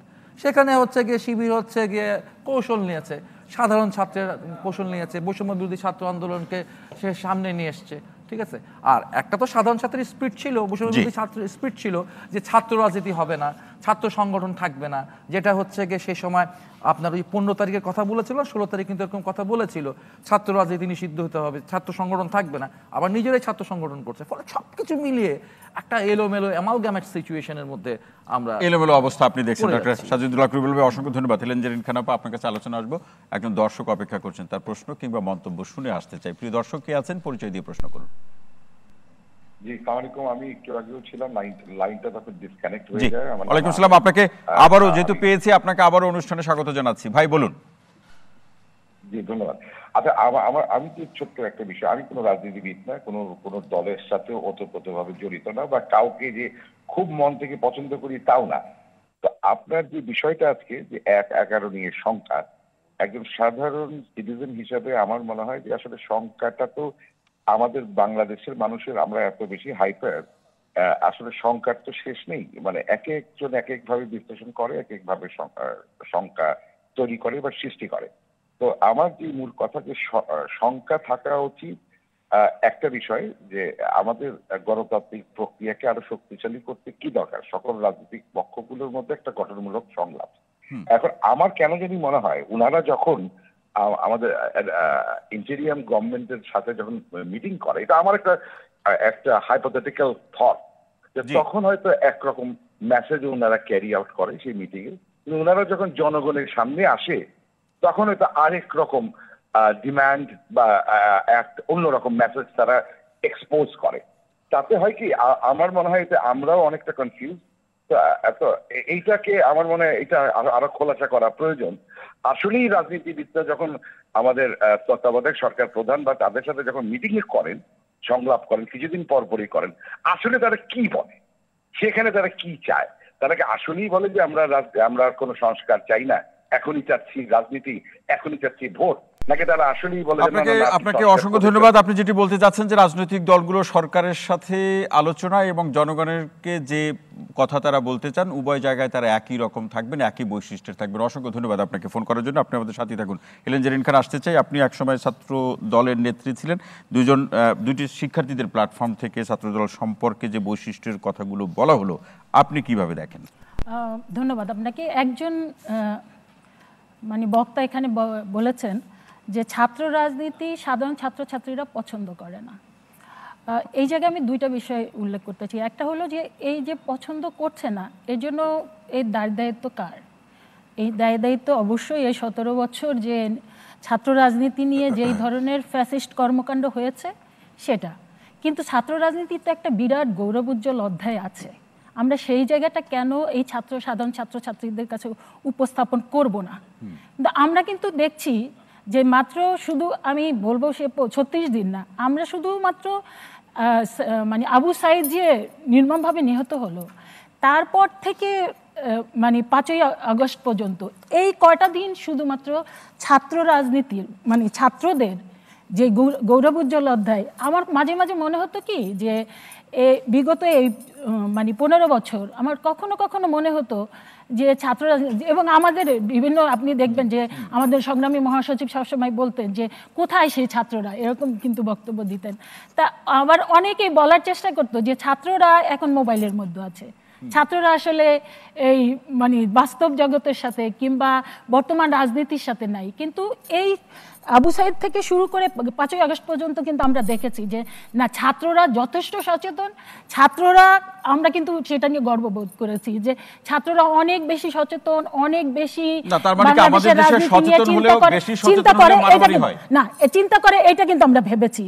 কিন্তু সেটার ব্যাঘাত ঘটলো কবে? আমরা দেখতে পেলাম যে এই উপদেষ্টা মণ্ডলীতে যখন ছাত্ররা গিয়ে, কারণ ছাত্র রাজনীতি কিন্তু আমি করেছি, আমি কিন্তু একটা মফস্বল শহর থেকে এসে ইডেন বিশ্ববিদ্যালয় কলেজের মতো কলেজে আমি ভিপি হয়েছি, নির্বাচিত ভিপি হয়েছি। আমার রাজনীতির মূল লক্ষ্য ছিল যে স্যাক্রিফাইস। রাজনীতি মানে আমি মনে করেছি স্যাক্রিফাইস। রাজনীতি থেকে আমি কোনো কিছু নিব, কোনো কিছু পাবো, সেটা কিন্তু আমি কখনো চিন্তা করি না। এবং আজও পর্যন্ত আমি 39 বছর রাজনীতি করি, আপনারা খবর নিয়ে দেখেন, আমি আজও পর্যন্ত 39 পয়সার কোনো বেনিফিট আমি রাজনীতি থেকে নেওয়ার চেষ্টা করি নাই। ছাত্র রাজনীতি বলতে আমি মনে করি যে স্যাক্রিফাইস। এবং আমি না, আমার সাথে অসংখ্য নেতা আছে। আপনি শামসুজ্জামান দুদু ভাইয়ের কথা বলেন, রিজভী আহমেদের কথা বলেন, আমাদের আসাদুজ্জামান রিপন ভাইয়ের কথা বলেন, আমাদের সিনিয়র নেতারা প্রত্যেকেরই আপনি খবর নিয়ে দেখেন তারা রাজনীতি বলতে স্যাক্রিফাইস। আপনার সময় এবং একটা গৌরবোজ্জ্বল ইতিহাস যে আছে ক্ষমতার জন্য ছাত্ররা যখন উপদেষ্টা মণ্ডলীতে, এই কিন্তু এই যে ছাত্র রাজনীতির প্রতি যে ক্ষমতার লোভ, ছাত্র রাজনীতি তো ক্ষমতার লোভ না, ছাত্র রাজনীতি হচ্ছে যেখানে অন্যায় শিক্ষার্থীরা তো এই সরকারের প্রতিনিধি হয়েছে সেই সময়, তখন তো আপনারা কিছু বলেননি, তখন তো আপনারা কিছু বলেননি। কি হচ্ছে সমন্বয়, বৈষম্য বিরোধী ছাত্ররা এই হচ্ছে সমন্বয়ক, সমন্বয়করাই হচ্ছে আগামী দিনের নাগরিক কমিটি, আবার সমন্বয়করাই হচ্ছে ছাত্র শিবির, সমন্বয়কদের মধ্যে আবার ছাত্রলীগ দেখা যাচ্ছে। এই অস্বচ্ছতা তো এই জাতি কখনো নিতে পারবে না, এবং ছাত্রছাত্রীরা, সাধারণ ছাত্রছাত্রীরা তো কখনোই নিতে পারবে না, কারণ আমরা ছাত্র রাজনীতি করে এসছি। তো ছাত্র রাজনীতি মানে স্বচ্ছতা, এখানে দিনের আলোর মতো স্পষ্ট থাকবে। তো এত লুকোচুরি, এত গোপনীয়তা, এত গুপ্ত চিন্তা ভাবনা, এটা কেন? আর ছাত্র রাজনীতি বন্ধ থাকবে কেন? ছাত্র রাজনীতি বন্ধ থাকার কথা এই কারণে সাধারণ ছাত্রছাত্রীরা একসময় বলেছে। এখানে আমি প্রশ্ন করতে চাই, জানি না এখানে আমি আপনাকে এই প্রশ্ন করতে চাই, তাহলে এই শিক্ষার্থীদের সম্পর্কে যখন আপনাদের এই মন্তব্য, তাহলে আন্দোলনের সময় তো আপনারা এদের প্ল্যাটফর্মে গিয়ে দাঁড়িয়ে আপনারা আন্দোলনে অংশ নিয়েছেন। আমরা গিয়েছি এই কারণে, আমরা তো তাদের কাছ থেকে স্যাক্রিফাইস দেখতে চেয়েছি, তাদের তো কোনো লোভ দেখতে চাই নাই। তাদের কাছে আমরা চেয়েছিলাম তারা স্যাক্রিফাইস করবে। তার পরবর্তীতে দেখেন এই ছাত্রদের কাছে, কোন রাজনীতিবিদদের কাছে কিন্তু, এই ছাত্রদের কাছে টিএসসিতে এই যে বর্ণাঢ্যদের সহযোগিতার জন্য যেভাবে তারা ছুটে গিয়েছিল, তো কিন্তু তারা রেজাল্টটা কি দেখালো? তারা দেখালো যে সেই টাকাগুলা বর্ণাঢ্যদের কাছে গেল না, পরবর্তীতে যখন হইচই শুরু হলো সেই টাকা গেল ব্যাংকে নিয়ে গিয়েছে। এই ছাত্র সমন্বয়কদের আমরা দেখতে পাই তারা এখন বড় বড় গাড়িতে ঘুরে। আমাদের তো এখন অনেক নেতা, ছাত্র নেতা প্রায় 45-40 বছর হয়ে গিয়েছে, তারা এখনো ভালো একটা গাড়িতে চড়তে পারে না। তো এগুলা তো এই ছাত্রদের কাছ থেকে প্রত্যাশা করে না। আর এই ছাত্ররা এখন ছাত্র রাজনীতি বন্ধ করার কথা বলবো কেন? ছাত্ররা বলতে পারে যে ছাত্র রাজনীতি স্বচ্ছ হতে হবে, ছাত্র রাজনীতি বন্ধ হতে পারে না। ছাত্র রাজনীতি বন্ধ করাই মানে বিরাজনীতিকরণ। কারণ আমরা সারা জীবন এই কথা বলে থাকি যে ছাত্র রাজনীতি না থাকলে দেখা যাবে যে নেতার ছেলে নেতা হয়ে গিয়েছে, যাদের রাজনীতি কোনো রকমের ছাত্র রাজনীতি থাকার পরে তো তাই তো হচ্ছে, নেতার ছেলেই তো নেতা হচ্ছে। না, বিদেশে থাকে তাকে ধরে নিয়ে আসে বাবা নেতা হও। 17 বছরে, কিন্তু তার আগে হয় নাই। তার আগে ছাত্র থেকেই যারা পরবর্তীতে জাতীয় রাজনীতিতে গিয়েছে, আমরা সেই জায়গায় যেতে চাই, আমাদের সেই মানে গৌরব উজ্জ্বল অধ্যায়ে যেতে চাই। আমরা সেই মানে 17 বছরের যে ফ্যাসিস্ট রাজনীতি হয়েছে সেই জায়গায় তো আমরা যেতে চাই না। কিন্তু এখন আমরা দেখতে পাচ্ছি যে এই যে সেই ফ্যাসিস্টদের আবারও নেই, আবার নতুন করে আরে ঢাকা বিশ্ববিদ্যালয়ে তারা থাকবে, সমন্বয়করা থাকবে, বৈষম্য বিরোধীরা থাকবে, ছাত্রদল থাকতে পারবে না। এটা কেমন কথা?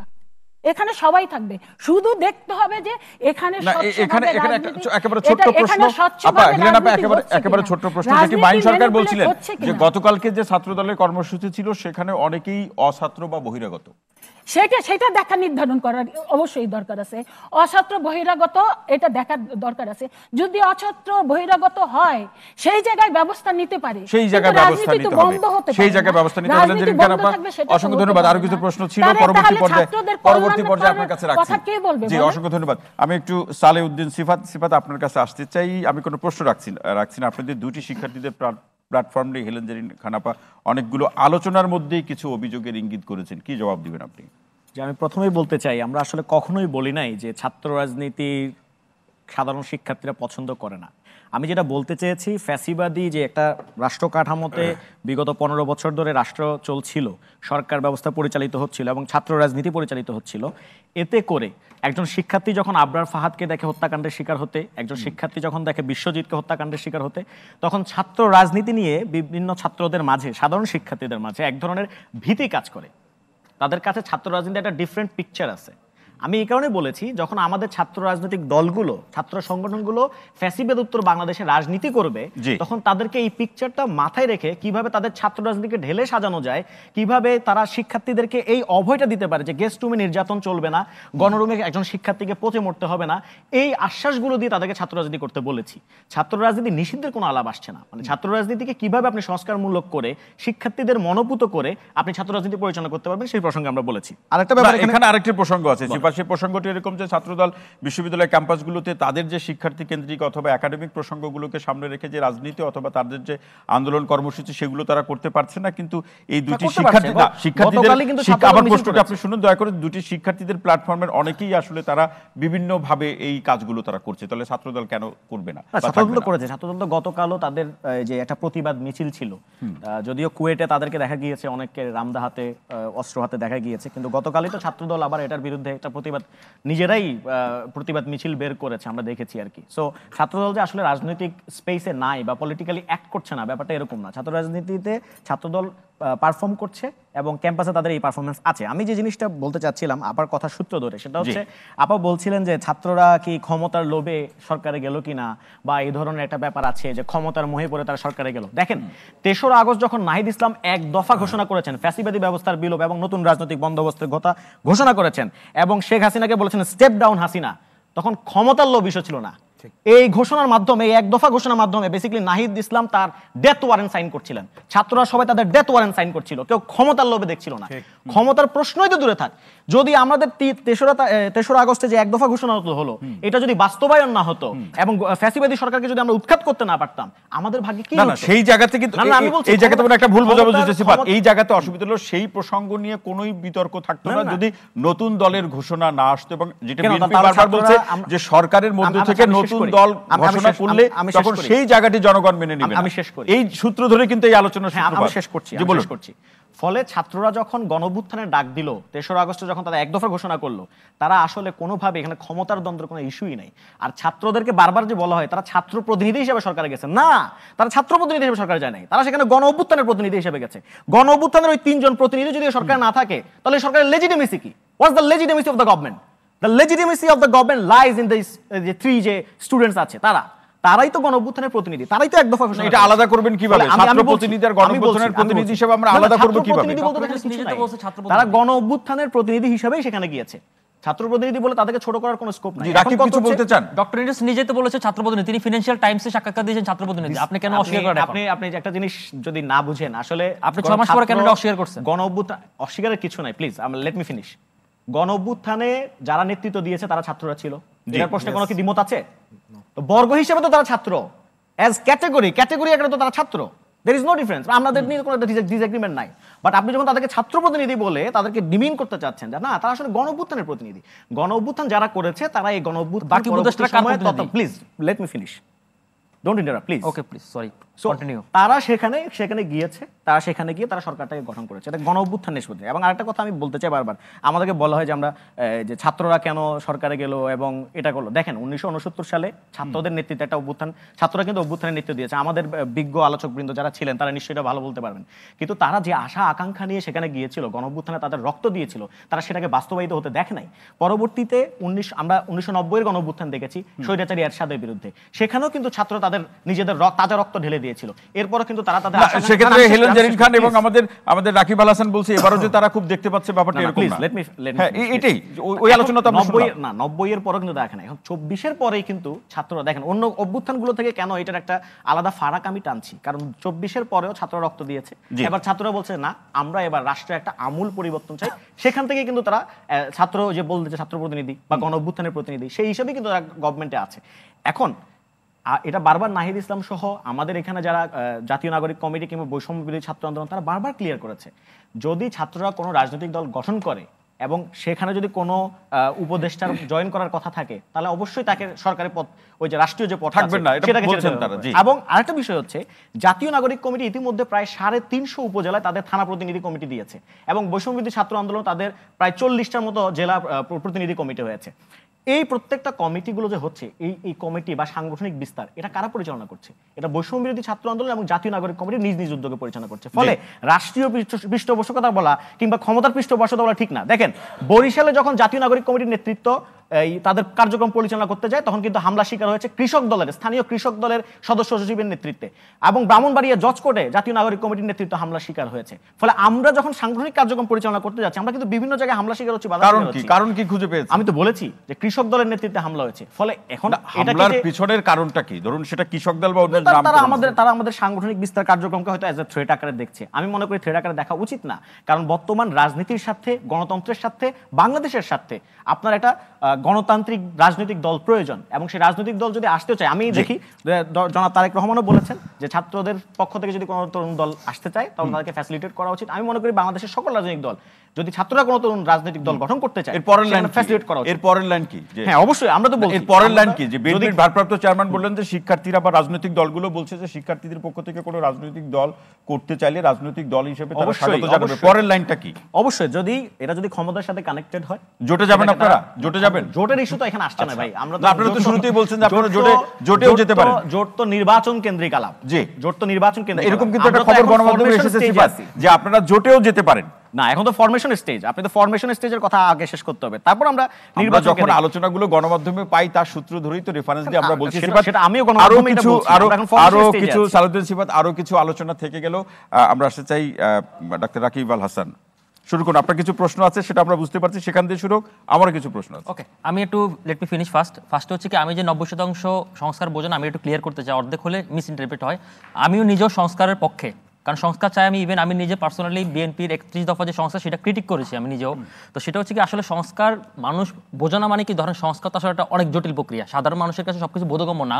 আমরা রাষ্ট্রের একেবারে রাষ্ট্র কাঠামোর শুরু থেকে শেষ পর্যন্ত আমরা সংস্কার চাচ্ছি। তো সংস্কারের বেনিফিট কিন্তু এটা একটা লং টার্ম প্রসেস এবং এটা পেইনফুল প্রসেসও।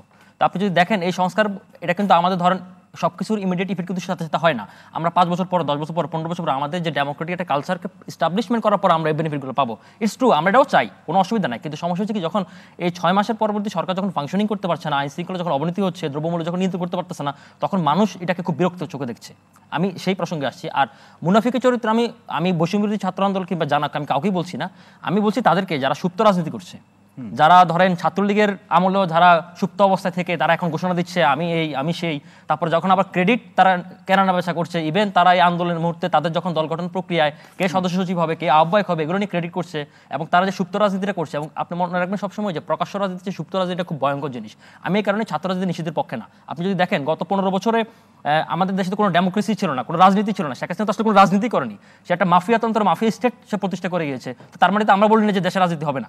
সুতরাং আমরা ছাত্র রাজনীতিটাকে এভাবে এস্টাবলিশ করতে চাই, সেটা হচ্ছে একটা সহাবস্থা নিশ্চিত করতে হবে। আপনি যদি সহাবস্থা নিশ্চিত করতে পারেন এবং জবাবদিহি নিশ্চিত করতে পারেন, তাহলে এই মেরিটোক্রেসি কিংবা এই ছাত্র রাজনীতিটা সবার কাছে একটা গ্রহণযোগ্য হবে। আর আপনি যখন এই সুপ্ত রাজনীতির দিকে হাঁটবেন, তখন আমাদের এই এক্সট্রিমিস্ট, রাইট এক্সট্রিমিস্ট, এই যে নানা ধরনের অনেক কিছু হবে এবং জবাবদিহিতার প্রশ্নগুলি থেকে যাবে।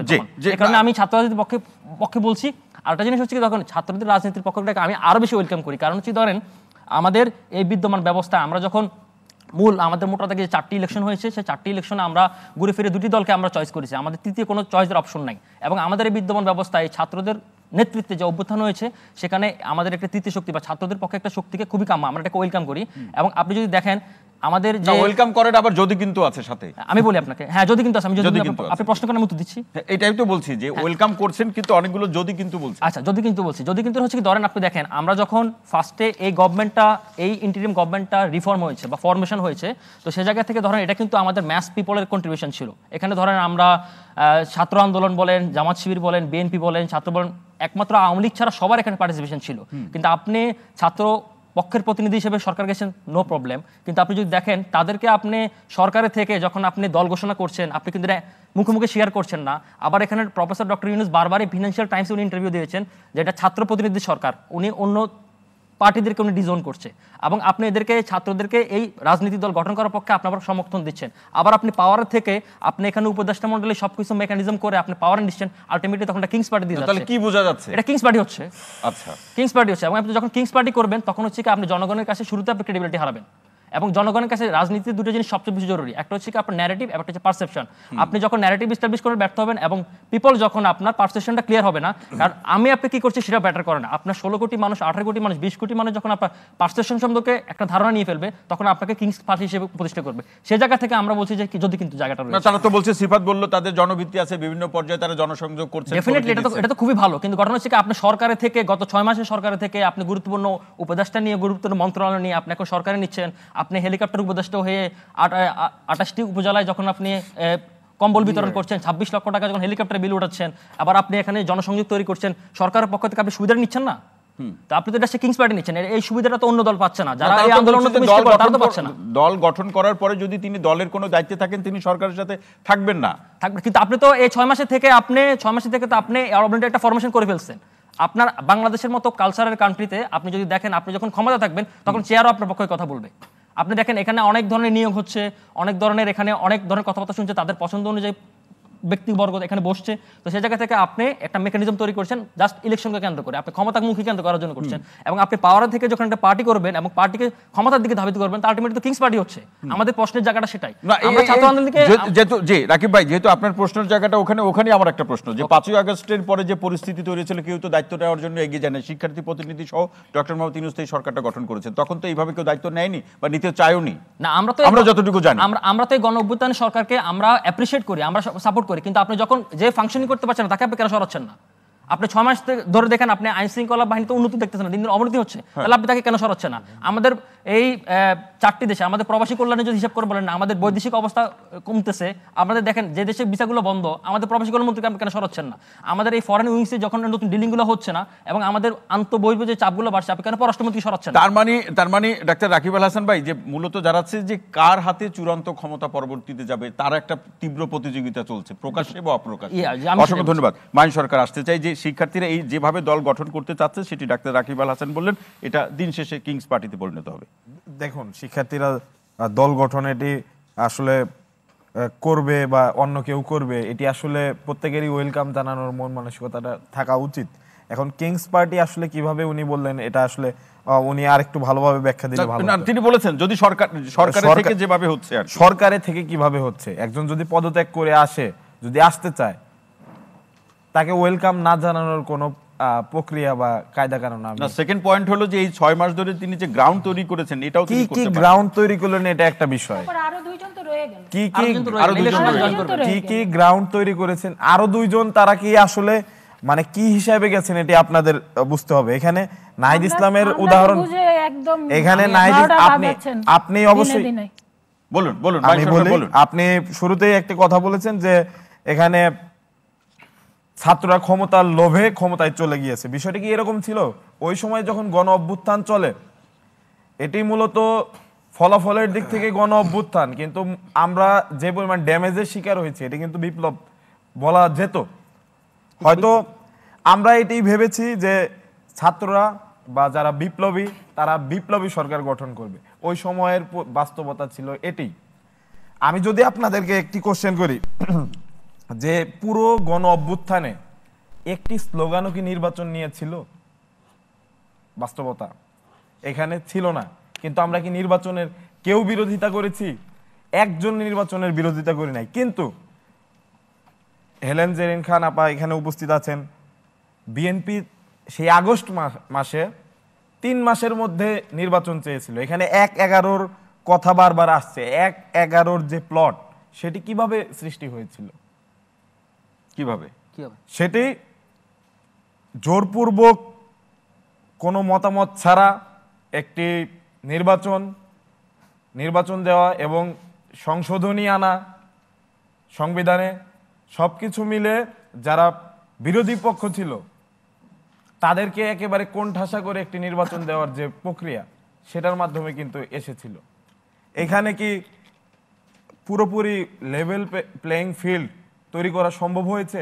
প্রশাসন কি রেডি আছে? পুলিশ কি পুরোপুরি না? আপনি যে বিএনপি সমালোচনা করছেন, সেই বিএনপি তো আপনাদের নতুন দলকে স্বাগত জানিয়ে রেখেছে আগে থেকে। বিএনপিও স্বাগত জানিয়েছে, আমরা সেটা অ্যাপ্রিশিয়েট করছি। মানে আপনারা গ্রহণ করলেন না? কেন গ্রহণ করব না, আমরা অবশ্যই গ্রহণ করছি। এবং আরেকটি বিষয়, মাইন সরকার, সাংগঠনিক কাঠামোর আগে আপনারা দেখেছেন যে আমরা সেপ্টেম্বর মাসে যারা আহত এবং শহীদ পরিবার আছে তাদের খোঁজ খবর নেওয়ার জন্য আমরা জেলায় জেলায় সফর করেছি। সে সময় আমরা দেখেছি আমাদের উপরে আক্রমণ হয়েছে। এখন আমাদেরকে কেউ থ্রেট মেনেই তো আক্রমণ করেছে। যদি থ্রেট না মানতো তাহলে আক্রমণ করতো না। অনেকের ধারণা ছিল সেখানে সাংগঠনিক একটি সফর হচ্ছে। আমরা বিভিন্ন জায়গায় দেখেছি যে আমরা সাংগঠনিক নাকি সফর করছি এবং সেই কারণে আমাদের উপর হামলা হচ্ছে। গ্রাউন্ড লেভেলের বিষয় আমরা প্রত্যক্ষ করে এসেছি। তারপরে এসে আপনি বলছেন যে ওয়েলকাম জানাচ্ছে, এ কেমন ওয়েলকাম? বাস্তবতা আমরা দেখে এসেছি। আর ছাত্র রাজনীতির এই ওয়েলকামের কি ভবিষ্যৎ হবে?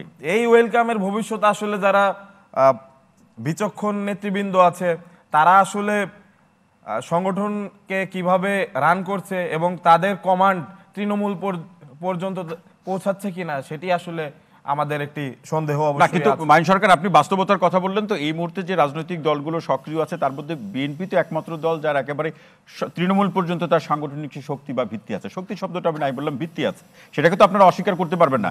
এর সাথে এই প্রশ্নটা একটু যোগ করতে চাই মাইন সরকার, সেটি হলো যে এই নতুন দল গঠনকে কেন্দ্র করে আপনাদের মধ্যে যে বিভাজনটা আমরা কিংবা জাতি যে দেখলো, এটা কি খুব বেশি প্রত্যাশা ছিল? পাশাপাশি ঘোষণাপত্রটা আপনারা দিতে পারলেন না, যেটা সবাই আমরা প্রত্যাশা করেছি, অন্ততপক্ষে শহীদ মিনারে গিয়ে আপনারা ঘোষণাপত্রটা পাঠ করবেন, কে কি মনে করলে করুক, এটাও করতে পারলেন না।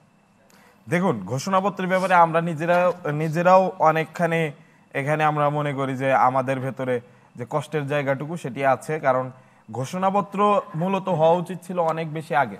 বিভিন্ন রাজনৈতিক ঘটনার পরিপ্রেক্ষিতে আসলে বাস্তবায়ন সম্ভব হয়নি। কিন্তু যখন ঘোষণাপত্র দেওয়ার কথা ছিল, আমরা সেই মুহূর্তে বিভিন্ন রাজনৈতিক দল মত প্রত্যেকের ঐক্যমতে যেন আসতে পারে, জি, সেই কারণে আমরা তাদের প্রতি আহ্বান জানিয়েছি এবং ঘোষণাপত্রের জায়গায় আমরা বলেছি যে এটি আসলে মার্চ ফর ইউনিটি। এটি কি আর হবে ভাই? আমরা অবশ্যই প্রত্যাশা করি সেটি সম্ভব, যদি সকল রাজনৈতিক পক্ষ একমত হয় এই ব্যাপারে, অবশ্যই সম্ভব। আমরা বিভাজন হলো কেন দল গঠনকে কেন্দ্র করে? দল গঠনকে কেন্দ্র করে বিভাজন কেন হলো, এটি আসলে যারা মানতে পারছে না তাদেরকে কোশ্চেনটা করা উচিত। অসংখ্য ধন্যবাদ অধ্যাপক ডক্টর শামীম রেজা স্যার। জি, বাস্তবতা কি বলছে? অনেক আলোচনা, অনেক প্রসঙ্গ আসলো। এই গোল টেবিল বা অন্য কোনো অনুষ্ঠানে যখন যাই আমরা, এরকম শিক্ষার্থী প্রতিনিধি কিংবা সেটা ঐক্য হোক বা বৈষম্য বিরোধী হোক, আমাদের সব প্রশ্ন তাদের দিকে ছুড়ে দিই। এটা শুধু আজকে না, এবং তারা বিভিন্নভাবে সেটা মোকাবেলার চেষ্টা করেন। ধরুন, আমি তার কোন আদর্শের, কোন মতের, তারা ভবিষ্যতে কোন দিকে যাবেন এই প্রশ্ন ভুলে যাই। তারা যে চৌকস, তারা যে প্রখর এবং এই অবস্থা মোকাবেলার সক্ষমতা রাখেন, সেটা তো অস্বীকার করা যাবে না। এরকম একটা শক্তি স্বাধীন বাংলাদেশেও দেখা দিয়েছিল। তারা চৌকস, তারা মেধাবী, তারা স্পিরিটেড। তাদেরকে তখনকার রাজনীতি ধারণ করতে পারেনি। তাদেরকে রাজনীতিতে তাদের মত নাই, সংস্কারে তাদের মত নাই, পররাষ্ট্রনীতিতে মত নাই, অর্থনীতিতে মত নাই। এমনকি তারা কোনো বিশেষ বাহিনীতে যাবেন, ধরুন তখনকার যে সমস্ত রাষ্ট্রীয় প্রতিষ্ঠান, সেখানেও তাদেরকে সংযুক্ত করা হচ্ছে না। কি ঘটল? অনিবার্যভাবে একটা ছাত্র নেতৃত্বের বিরোধী দল তৈরির অসম্ভব স্পিরিটেড। কিন্তু পরবর্তীতে মনে রাখতে হবে যে রাজনীতি, যুদ্ধ দুটোই খুব জটিল এবং কুটিল, বহু স্তর বিশিষ্ট। এখানে সরল কোনো পথ নেই। যদি হয় বাংলাদেশের, তাহলে আরো যে কোনো দেশে আপনি রাজনীতি এবং সমনীতিকে কি মনে করেন? এটা তো বালখিল্য বিষয় না বা শিশুতোষ বিষয় না। এবং সেই পরিস্থিতির মুখোমুখি যখন হবে, তখন তাকে রাজনীতির মতোই তাকে মোকাবেলা করতে হবে। আমার কাছে মোটেই অবাক মনে হয়নি যে তারা রাজনৈতিক দল গঠনের প্রক্রিয়া নিচ্ছেন। ধরুন, আমরা তাদেরকে সমালোচনা করি, তুমি আগে বলেছিলে এটা করবে না, পরে আবার তুমি করলে, তুমি একবার মজলুম জালেম স্লোগান দিচ্ছ, অন্যরা দেয় না। তো একটু আগেই যখন আমরা শুরু করলাম যে রাজনৈতিক দলের কাজই হচ্ছে এগুলো দেওয়া, তো ও যখন রাজনৈতিক দল গঠন করছে, ও যদি দেয় তাহলে অসুবিধাটা কি? আমি যদি সরল যুক্তিতে এটা আসতে চাই, যদি অন্যরা বিভিন্ন কৌশল নিয়ে রাজনৈতিক দল আত্মপ্রকাশ করতে পারে বিভিন্ন ক্ষেত্রে, সফল হোক না হোক, তো তারাও যদি রাজনৈতিক দলের সেই প্রক্রিয়ায় যায়, তাহলে অসুবিধাটা কি? বিষয়টা হলো, প্রত্যেক বিপ্লবের যে নির্মম একটা দিক থাকে বা অভ্যুত্থানে, সেই নির্মম দিকটা তো আমরা দেখেছি, প্রত্যক্ষ করেছি। কিন্তু তার একটা রোমান্টিক দিকও আমাদের মধ্যে তৈরি হয়, যে তারা এই বার্তা পৌঁছে দেবেন, বিপ্লব চারিদিকে ছড়িয়ে পড়বে। সেটা আমি এখনো ভাবি, একজন অভিভাবক হিসাবে কিংবা রাষ্ট্রের ক্রমশ সিনিয়র সিটিজেনের দিকে যাচ্ছি, সেই হিসাবে শিক্ষক হিসাবে, যে ওরা রোমান্টিক আইডিয়াগুলো নিয়ে গেল না কেন, এই অভ্যুত্থানের কথা সে মানুষের কাছে পৌঁছালো না কেন, সেটা তো তাদের বিষয়। এখন আপনি যদি আসেন, ইয়ে ভাইকে দেখে মনে হচ্ছে, সাজেদুল ভাইকে, বলশেভিক রেভলিউশনের পরে বিপ্লবীরা কি ছেড়ে দিয়েছিল যে ভাই তুমি অর্ধেক নাও, আমি অর্ধেক নি?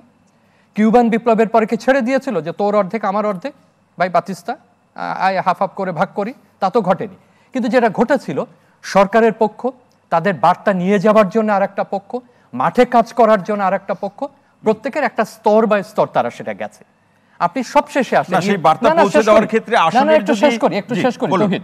ইসলামী বিপ্লবের সময় ইরানের যখন ঘটেছে, আমরা সবাই প্রত্যক্ষ করেছি, তারা পুরো সেট নিয়ে আসছিলেন। আয়াতুল্লাহ খোমেনির প্রতিটা মুহূর্তের ভিডিও আপনি এখন দেখেন, বিমানে তিনি নামছেন, তিনি তার সমস্ত তার একেবারে পারিষদ নিয়ে তিনি সেখানে চলে আসছেন, সেট নিয়ে তিনি ওখানে স্থাপন করেন। তারপরে ঘটনা তারপরে। এখন প্রশ্ন হলো যে তারা যদি আজকে মনে করে ওই বিপ্লব তাদের যদি পুরোপুরি তারাই সরকার গঠন করতেন, তারাই করতেন, তাহলে হয়তো দুইটা ভাগ হতো, যে এক গ্রুপ সরকারে আছে, আর এক গ্রুপ বিপ্লবের বার্তা পৌঁছে দিচ্ছে।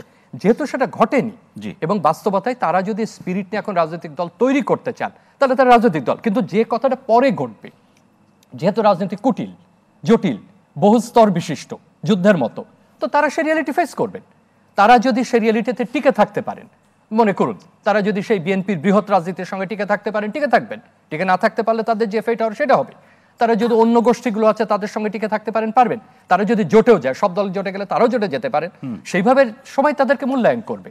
এখন একটা স্পিরিট, একটা অবস্থাকে আমরা এত মেটিকুলাসলি যদি দেখতে থাকি, এই স্লোগান ওই স্লোগান, তাহলে কিন্তু আমরা ভেতরে যেতে পারবো না। এটা বাস্তবতা না, যেভাবে এটা নির্মমতা। পরিস্থিতিগুলো তৈরি হচ্ছে স্যার, সেই পরিস্থিতি তো আমাদেরকে দেখতে বাধ্য করছে বা আলোচনা করতে, সেই মানে পরিস্থিতি যেটা আমাদেরকে সম্ভবত সেই প্রেক্ষাপট তৈরি এইটার করছে। যে সারাংশ আপনি টানতে চাইছেন, সেটা তাদের এই গঠন, আমাদের পুরনো রাজনৈতিক দলগুলোর কর্মতৎপরতার সামারিটা দাঁড়াচ্ছে আমাদের ভেতরে এখন বিপুল অনিশ্চয়তা, আমাদের ঐক্য তো দূরের কথা, মতানৈক্য থেকে আমরা এখন বড় বিভেদের দিকে যাওয়ার একটা সম্ভাবনার মধ্যে পড়েছি। প্রশ্ন উঠেছে ডিপ স্টেট আছে কিনা। একটা মার্কিন বলেছে যে মার্কিন ডিপ স্টেট ছিল না, কিন্তু মাঠে আমরা বিভিন্ন পক্ষকে সক্রিয় দেখছি। আমি জোর করে কি বলবো, না, সেটা তো ট্রাম্প সরাসরি না না অস্বীকার দেখুন, করেছে। আমাদের ক্ষেত্রে ও, আসি। আচ্ছা, আমাদের যে ঘটনা, এর জন্য কি আমার কাছে তেমন কোনো তথ্য নেই যে আমি বৈষম্যকে দোষ দেবো যে ভাই তুমি করেছো। আমি তো ঐক্যকে দোষ দিতে পারবো না, আমি তো বিএনপিকে দোষ দিতে পারছি না, আমি তো জামাতকে দোষ দিতে পারছি না, কিন্তু আমি একটা শক্তির অস্তিত্ব টের পাচ্ছি।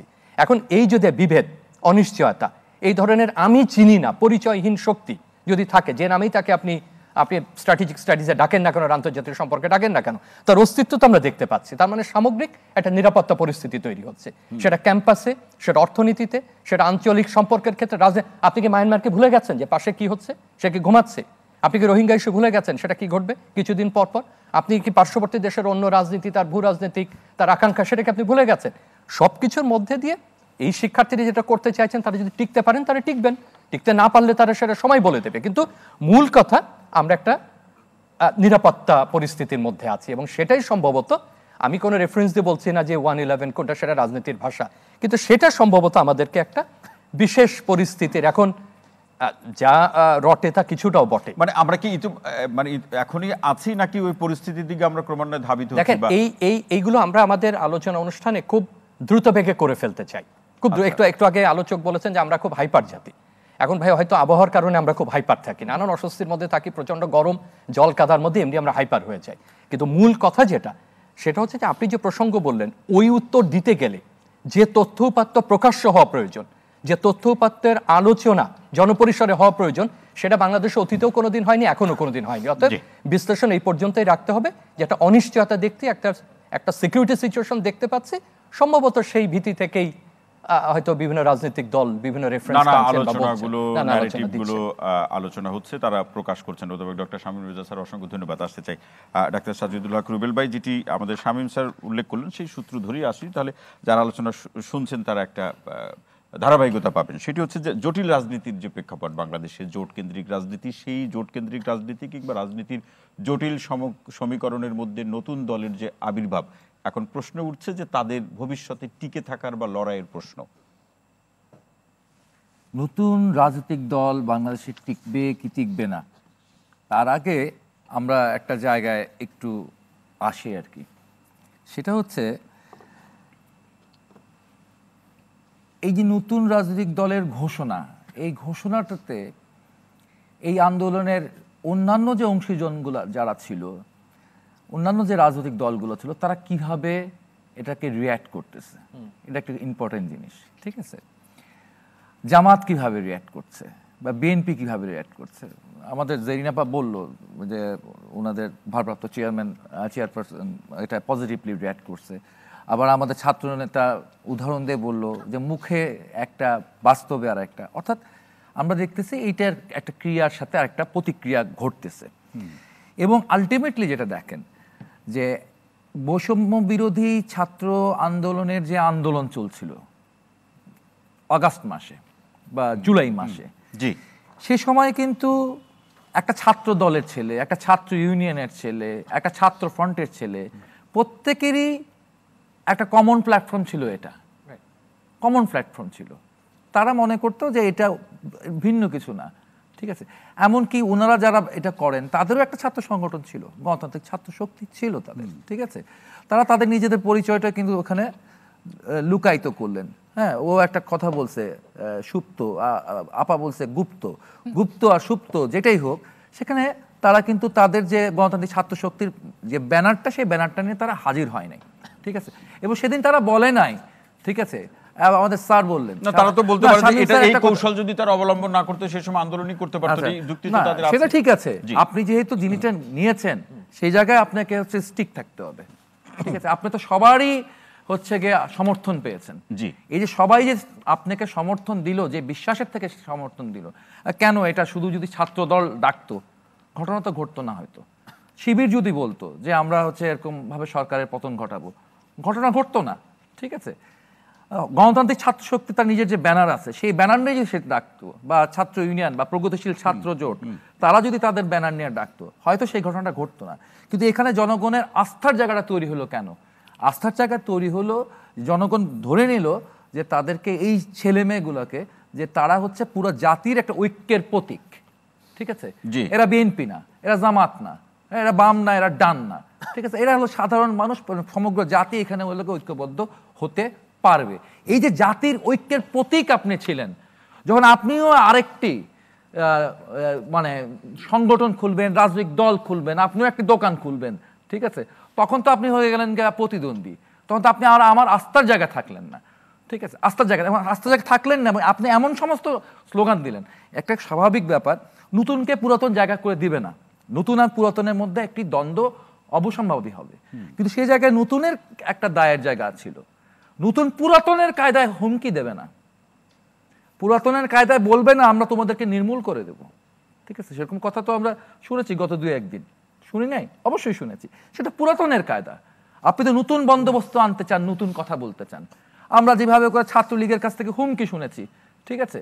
আমরা যেভাবে করে ওবায়দুল কাদের কাছে বলেছি যে ছাত্রলীগকে ঠান্ডা করে দেবে, সেভাবে যদি আপনি বলেন যে সারা দেশে ছাত্র সমাজের কাছে আহ্বান করেন যে ছাত্র দলের কোনো মানে চিহ্ন রাখা যাবে না, এরকম যদি বক্তব্য আপনি দেন, ঠিক আছে, তাহলে আপনি সেই পুরাতন জিনিস, সেই পুরাতনকেও আপনি প্রতিনিধিত্ব করছেন। কিন্তু জাতি আপনাদের কাছে দেখতে চেয়েছিল নতুনের প্রতিনিধিত্ব। নতুনের প্রতিনিধিত্ব মানে নতুন একটা রাজনৈতিক দল না, একটি নতুন হচ্ছে একটি আচরণ, নতুন একটি সংস্কৃতি, এটা আপনাদের কাছে চাইছিল। আপনি একটা কথা বলেছেন, প্রশ্ন তুলেছেন, এক্ষেত্রে আমি একটু বলতে চাই, ছাত্র রাজনীতি ঢেলে সাজানো আমি 100% সমর্থন করি। সম্ভবত সিফাত বলেছেন ছাত্র রাজনীতি ঢেলে সাজানোর ক্ষেত্রে, কিন্তু এই ছাত্র রাজনীতি ঢেলে সাজানোর আহ্বান জানিয়েছেন ছাত্র দলের কাছে, সবার কাছে। কিন্তু ছাত্র রাজনীতি ঢেলে সাজানোর আসল কোনটা ঢেলে সাজাইতে হবে? নামটা বদল করে ফেলতে হবে, পোশাকটা বদল করে ফেলতে হবে, আসল বদলটা কি করতে হবে? সেটা হচ্ছে ছাত্র রাজনীতির মূল অসুখের জায়গাটা হচ্ছে লেজুর ভিত্তিক ছাত্র রাজনীতি, মূল অসুখ। এবং যেই কারণে হচ্ছে জেরিন আপার মন খারাপ হবে ছাত্র দল একটু হইলে, আবার জেরিন আপার কিছু হইলে ছাত্র দল একটা ঘটনা ঘটানোর চেষ্টা করবে, ঠিক আছে? এই যে জায়গাটা ঠিক একই সাথে হচ্ছে ভবিষ্যতের যে রাজনৈতিক দল বা জাতীয় নাগরিক কমিটি, তাদের একটা মন খারাপ হবে যদি হচ্ছে বৈষম্য বিরোধী ছাত্র আন্দোলন সম্পর্কে হচ্ছে আমি হচ্ছে একটা কথা বলে বসি, নেতিবাচক কথা বসি, তাহলে সিফাতের একটা মন খারাপ হবে। অর্থাৎ আমাদের আগের যে হচ্ছে গিয়ে লেজুর ভিত্তির জিনিসটা স্পষ্ট ছিল, ঠিক আছে? আওয়ামী লীগের লেজুর করছে ছাত্রলীগ, একদম স্পষ্ট ব্যাপার ছিল। এখন কতগুলো কমপ্লেক্স তৈরি করা হয়েছে, বোঝা যায় না, ক্যামোফ্লেক্স তৈরি করা হয়েছে। এই ক্যামোফ্লেক্স তৈরি করে হচ্ছে গিয়ে আপনি বলবেন না আমি ওর না, আবার আমি ওর, ঠিক আছে? এরকম একটা হলো গিয়ে ধোঁয়াশা সৃষ্টি করার, আমি বলি লক্ষণ থেকে তো রুবেল ভাই বুঝতে পারছেন যে কোন ওষুধের পরে কোন ওষুধ খেতে হবে, ওষুধের পর ওষুধ খেতে হবে কোনটা বলছে। কিন্তু আপনি একটা কথা মনে করতে হবে, আমরা একটা খুব করি আর কি, আমরা মানে খুব উচ্চ আসনে বসে মনে করি জনগণ এটা ভাবছে, ঠিক আছে? জনগণ এটা ভাবছে, জনগণের কাছে যেতে হবে, বাংলাদেশটাকে পড়তে হবে ভাই, বাংলাদেশটাকে পড়তে হবে। এদেশে কৃষক, শ্রমিক, মেহনতি ক্ষেত মজুর মানুষ, তারা 3টা জিনিস বোঝে। তারা বাজারে যায় দেখে জিনিসের দাম বেশি, তারা রাতের বেলা শান্তিতে ঘুমাইতে পারে না, আর তাদের কাছে একটা জিনিস বড় কথা, কেন হাসিনা স্বৈরাচার? কারণ সে ভোট চুরি করছে। 14 সাল, 18 সাল, 24 সাল পরপর 3বার জনগণকে ভোট দিতে চায় নাই। ফলে জনগণ এই স্বৈরাচারের উৎখাতের মধ্যে দিয়ে মূল যে জিনিসটা প্রত্যাশা করে সেটি হচ্ছে জাতীয় নির্বাচন, ঠিক আছে? আসুন আমরা কথা বলি সংস্কারের সম্পর্কে। সংস্কারের বাক্যটাও হচ্ছে এদেশের সাধারণ মেহনতি মানুষের না, এটা সাধারণ মেহনতি মানুষের আন্দোলনে রূপান্তরিত হয় নাই। এটা সত্য, ওনারা সংস্কার নিয়ে কথা না বললেও সংস্কার নিয়ে 2-3টি সংগঠন বাংলাদেশে অনেকদিন আগে থেকে কথা বলছে। এই জিনিসটা প্রথমে নিয়ে আসছে 1/11-এর সময়কার, এবং এটি সবচেয়ে বড় কথা কে বলেছে? তাদের গুরু কে হওয়ার কথা জানি? হ্যারি কে টমাস।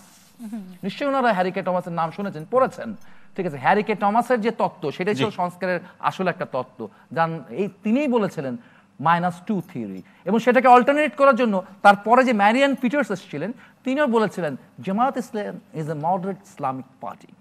অর্থাৎ এই যে তার মানে প্রক্রিয়া রুবেল ভাই, আপনি চলছে বলছেন যে 1-11 সংখ্যার মধ্য দিয়ে, ঠিক আছে, 1-11 সংখ্যার মধ্য দিয়ে তথাকথিত পুরাতন রাজনৈতিক বন্দোবস্তকে বাতিল করতে গিয়ে, ঠিক আছে, আপনি নির্দিষ্ট কিছু অংশকে বিশেষ সুবিধা দেবেন আর কিছু হচ্ছে অংশকে মানে সেখানে রুবেল ভাই, নেগেট করবেন। সেখানেও আপনি সম্ভাবনা দেখছেন? হ্যাঁ, সেখানে সম্ভাবনা সম্ভাবনা কি? সম্ভাবনা দেখছি না, বাস্তবতা, বৈষম্য দেখছি আমি এখানে, বৈষম্য। সেখানে বৈষম্য সেখানে দেখছেন। বৈষম্য আর আমরা একদম যে শেষের কারণে দিকে দেখি আমরা সার্জিস ইসলামী ছাত্র শিবিরের সমাবেশে বক্তৃতা দিয়ে তাদেরকে সব ক্রেডিট দিয়ে আসে। জি। এই জানুয়ারি মাসের 1 তারিখ তাই সে করেছে। তারপর আপনি কেমনে করে বলেন যে আপনি বৈষম্য আমি সে করছে না? জি, এটা বাস্তব সত্য। রুবেল ভাই, শেষ মন্তব্য এখনই শুনছি মাত্র না, 2 ডাক্তার মাসও রাকিব আল হয়নি। হাসান, শেষ মন্তব্যে কি বলবেন ছোট্ট করে? আচ্ছা, আমরা সকলের কাছ থেকে শুনবো। জি, ওকে, আমরা 6টি সংস্কার কমিশন 15 তারিখে জমা দিয়েছে। আমরা জানি না এখনো এগুলো নিয়ে আলোচনা হবে প্রত্যেকটি পলিটিক্যাল পার্টির সাথে, কিন্তু তার মধ্যে আমরা গত 2 দিন আগে ডক্টর ইউনূসের সাথে আমরা যে বৈঠকটি দেখেছি সেখানে মাত্র আমরা একজন নারীর উপস্থিতি দেখেছি। সুতরাং এখানে একজন শুরুতে বৈষম্য তৈরি করা হয়েছে। আমাদের 4টি বিষয়ে মোটা দাগে আমাদের যদি সংস্কার করা হয়, প্রত্যেকটি পলিটিক্যাল পার্টির সাথে অ্যাকোমোডেশন করে করা হয়, তাহলে আমাদের রাষ্ট্রের অনেক দূর আমরা এগিয়ে যাবো। 4টি সংস্কার আমি বলছি আপনাকে, সেটি হচ্ছে কি আমাদের তত্ত্বাবধায়ক সরকার ব্যবস্থা, আমাদের স্বাধীন নির্বাচন ব্যবস্থা, আমাদের স্বাধীন দুর্নীতি দমন কমিশন, স্বাধীন এনআরবি। এই 4টি ব্যবস্থা যদি আপনি ঠিক থাকেন তাহলে হচ্ছে কি আমাদের সংস্কার অনেক দূর এগিয়ে যায়। আরেকটা কথা আমি আপনাকে এক লাইনই বলতে এক লাইনে বলতেছি, সেটা হচ্ছে কি আমাদের যে মেটিকুলাস প্ল্যানে যে সামাজিক যে ঘটনাগুলো ঘটতেছে সেই ঘটনাগুলোর কারণে হচ্ছে কি একটা অদেশী শক্তি এখানে খেলতেছে, যার কারণে 111 কথা বারবার আসতেছে। তো সেটাকে থামানোর জন্য আমাদের অতি দ্রুত সময়ে এবছরের মধ্যেই আমাদের জাতীয় সালেউদ্দিন সিফাত, শেষ মন্তব্য। জি, আমরা বলছি আসলে আমাদের কোনো গুপ্ত বা সুপ্ত চিন্তার কোনো অবকাশ আসলে নাই। 6টা সংস্কার কমিশন হয়েছে, 6টা সংস্কার কমিশনের কাছেই আমরা আমাদের সংস্কার প্রস্তাবনাগুলোকে জমা দিয়ে এসেছি।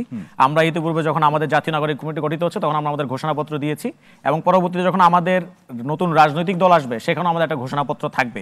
ইতিপূর্বে আমরা যখন 16ই ডিসেম্বর আমরা বিজয় দিবস উদযাপন করেছি, আমরা কানেক্ট করেছি 47কে, আমরা কানেক্ট করেছি আমাদের 71কে, মহান মুক্তিযুদ্ধকে আমরা কানেক্ট করেছি 24কে। ফলে আমাদের যে ইতিহাস, আমাদের যে রাষ্ট্র প্রকল্প বা আমাদের যে রাষ্ট্রের যে ভিশন, আমাদের যে নিজস্ব ভিশন, সেটা কিন্তু ইতিমধ্যে জনগণের সামনে উন্মোচিত। এখানে কোনো গুপ্ত বা সুপ্তের কোনো স্থান নাই। আর দ্বিতীয়ত আমরা এটাও বলেছি যে আমরা যেরকম 72-এর যে সেটেলমেন্ট সেটাকে যেরকম আমরা নাকচ করেছি, আমরা মনে করি 72-এর সেটেলমেন্টের একটা কন্টিনিউশনই হচ্ছে 1-11 যে সেটেলমেন্ট সেটা। সো আমরা এই 2 সেটেলমেন্টকে আমরা নাকচ করছি। আমরা এটার পরেই আমরা বলছি নিউ পলিটিক্যাল সেটেলমেন্ট। অসংখ্য ধন্যবাদ। ডক্টর শামীম রেজা স্যার, আমরা যে আলোচনা শুরু করেছিলাম, একটা হলো রাজনৈতিক দলের সংস্কারগুলো রাজনৈতিক দলের ভেতর থেকে আসতে হবে। যদি বহিঃস্থ শক্তি দিয়ে আসে আমাদের সমস্ত আলোচনা কিন্তু ওখানেই কেন্দ্রীভূত হবে। আপনি দেখেন ঘুরে ফিরে কে কিংস পার্টি হচ্ছে, কে হচ্ছে, মূল আলোচনা কিন্তু ওইটাই, যে রাজনৈতিক দলের বড় আকারের সংস্কার অভ্যন্তর থেকে হয় না। এটা এক। আর দ্বিতীয় যেটা বললেন, যে আমি ভাইয়ের কথা সাজিদুল ভাই, যে সেটা আমাদের শিক্ষার্থীরা হোক, নতুন দল হোক, বা যে কোনো প্ল্যাটফর্ম, আপনি পুরনো স্লোগান, পুরনো পোস্টার, পুরনো স্টেনসিল, পুরনো বার্তা, এটা তো চলে না।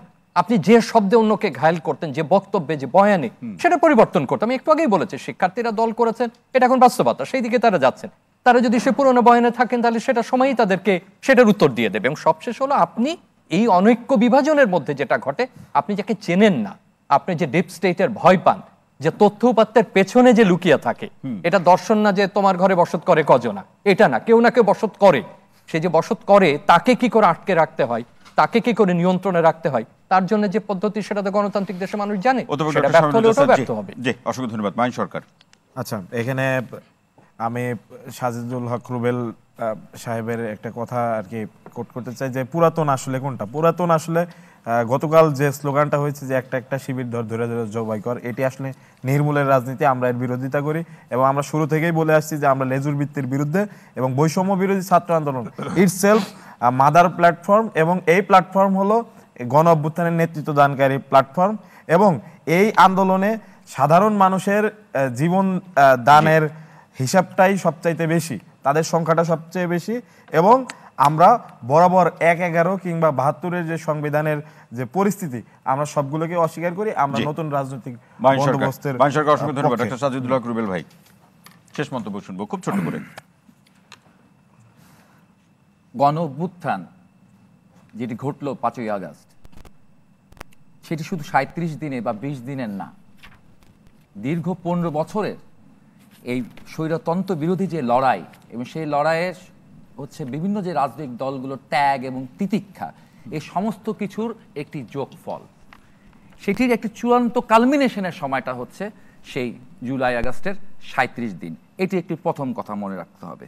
এবং সেই গণ অভ্যুত্থানের এই যে স্বপ্ন, সেই স্বপ্নকে যদি আমরা বিহাত না হতে দিই, যেভাবে করে 69-এর কথা বলেছেন, এর আগেও 62 শিক্ষা আন্দোলন রয়েছে, 52 রয়েছে, এই সমস্ত মুক্তিযুদ্ধ থেকে শুরু করে আজ পর্যন্ত জনগণ বারবার হেরে গেছে, জনগণ বারবার হেরে গেছে। এক রাক্ষসের বদলে এক রাক্ষস আসছে। এক শোষক ব্রিটিশকে আমরা তাড়িয়েছি, তার বদলে আমরা পাকিস্তানি শোষককে পেয়েছি। আবার আমরা হচ্ছে গিয়ে দেখেছি দেশের ভিতর থেকে নতুন এক শোষক শাসক শ্রেণী তৈরি হয়েছে। এই যে বারবার মানুষ হেরে যাচ্ছে, এই মানুষের হারাটা যেন আর না আমরা হারি। এবং যদি আমরা আমাদের হারাকে ঠেকাতে চাই এবং মানুষের জয়কে নিশ্চিত করতে চাই, তাহলে ঐক্য ছাড়া, তাহলে হলো সমঝোতা ছাড়া আমাদের বিকল্প নাই, সেটাই বলছেন। ডক্টর সাজিদুল হক রুবেল, অসংখ্য ধন্যবাদ। জেরিন খান আপা। আমার বক্তব্য হলো সংস্কার একটা চলমান প্রক্রিয়া এবং এটা চলতেই থাকবে। এটাকে ধারণ এবং লালন করেই জাতীয়তাবাদী দল, আপনারা জানেন, শুধু এই নতুন যে আমরা সংস্কার প্রস্তাব জাতির সামনে দিয়েছি তা না, আমরা 2018 সাল থেকে শুরু করেছি। প্রথমে 27 দফা, এখন 31 দফা, এবং এর চাইতে আমি মনে করি আর ভালো কিছু নাই। দেখেন, জনগণের আশা প্রত্যাশার কথা চিন্তা করে বাংলাদেশের সর্ববৃহৎ দল, জাতীয়তাবাদী দল, যাদের সরকারে এবং বিরোধী দলে থাকার যাদের অভিজ্ঞতা আছে এবং যারা এই 17টি বছর, আমার এক ভাই বলছিলেন যে এই যদি আন্দোলন ব্যর্থ হতো তাদের কি হতো, তাহলে একবার চিন্তা করেন আমরা 17টা বছর এই ফ্যাসিস্টদের সাথে কিভাবে মোকাবেলা করেছি। আমরা তো প্রতিটা দিন, প্রতিটা সময় মৃত্যুকে আলিঙ্গন করে আমাদের প্রত্যেকটা মুহূর্ত আমাদেরকে পার করতে হতো। সেখানে আবার এই অভিযোগ আছে যে সরকারের সাথে, বিগত সরকারের সাথে আমাদের এই আন্দোলনে আমাদের কিন্তু সমস্ত স্ট্যান্ডিং কমিটি থেকে শুরু করে একদম তৃণমূল পর্যায়ের আমাদের হাজার হাজার না লক্ষ নেতা কিন্তু গ্রেফতার হয়েছে। এখানে একটা ছোট প্রশ্ন, আমরা কিন্তু মৃত্যুকে পরোয়া করি নাই, আমরা কিন্তু সেটা কি করেছি। আর আমি বলবো যে এই সমস্ত কিছু থেকে যদি সত্যিকার অর্থে জাতি উদ্ধার পেতে চায়, তাহলে নির্বাচনের বিকল্প কিছু নাই। এই নির্বাচনকে বারবার করে আঘাত করা হচ্ছে।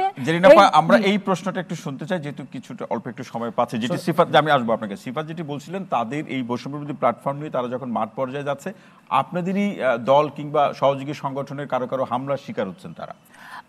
আমি মনে করি না যে আমাদের দল কখনো, কারণ আমরা বহুদলীয় গণতন্ত্রে বিশ্বাসী এবং আমরা কিন্তু এই যে ছাত্র রাজনীতি তারা নতুন দল করছে আমরা কিন্তু স্বাগত জানিয়েছি।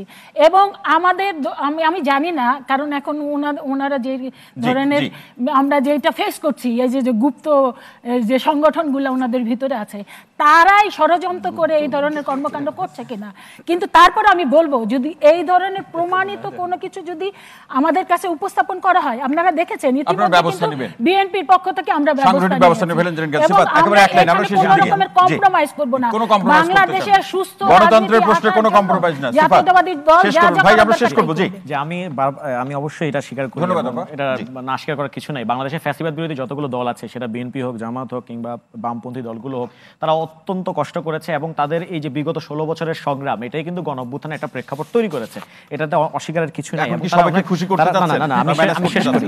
তারা আসলে মাজলুম, তারা নির্যাতনের শিকার হয়েছে, নিপীড়নের শিকার হয়েছে। তো ফলে ফ্যাসিবাদ বিরোধী দল, তার মানে এই না যে ফ্যাসিবাদ বিরোধী যতগুলো দল আছে তাদের মাঝে যে অনৈক্য থাকবে না। কিছু কিছু প্রশ্নে থাকতেই পারে, যে সংস্কার কে কতটুকু চায়, কে কতটুকু চায় না, এই প্রশ্নে অনৈক্য থাকবে। কিন্তু কিছু মৌলিক জায়গায় আমাদের সবসময় একমত থাকতে হবে। যেমন হচ্ছে ফ্যাসিবাদ বিরোধিতার জায়গা থেকে ফ্যাসিবাদী যত দর্শন আছে, মত এবং চিহ্ন আছে, সেগুলোকে বাতিল করতে হবে। দ্বিতীয় হচ্ছে বাংলাদেশের মানুষের নাগরিকদের মানবাধিকার প্রশ্নে তাকে একমত থাকতে হবে এবং বাংলাদেশের স্বাধীনতা এবং সার্বভৌমত্বের প্রশ্নে এক থাকতে হবে। প্রিয় দর্শক, শেষ করার আগে জানাচ্ছি যে আজকে সম্মানিত আলোচক হিসেবে যারা ছিলেন সবাইকে অসংখ্য ধন্যবাদ এবং কৃতজ্ঞতা জ্ঞাপন করছি। এবং বরাবর আমরা যেটি বলে থাকি, যে যেখান থেকে বসে আমাদের এই অনুষ্ঠান দেখেছেন, আপনাদেরকে অসংখ্য ধন্যবাদ এবং কৃতজ্ঞতা জানিয়ে আজকের মতো এখানে শেষ করছি। সবাই ভালো থাকুন, সুস্থ থাকুন, নিরাপদে থাকুন। সঙ্গে থাকার জন্য অসংখ্য ধন্যবাদ।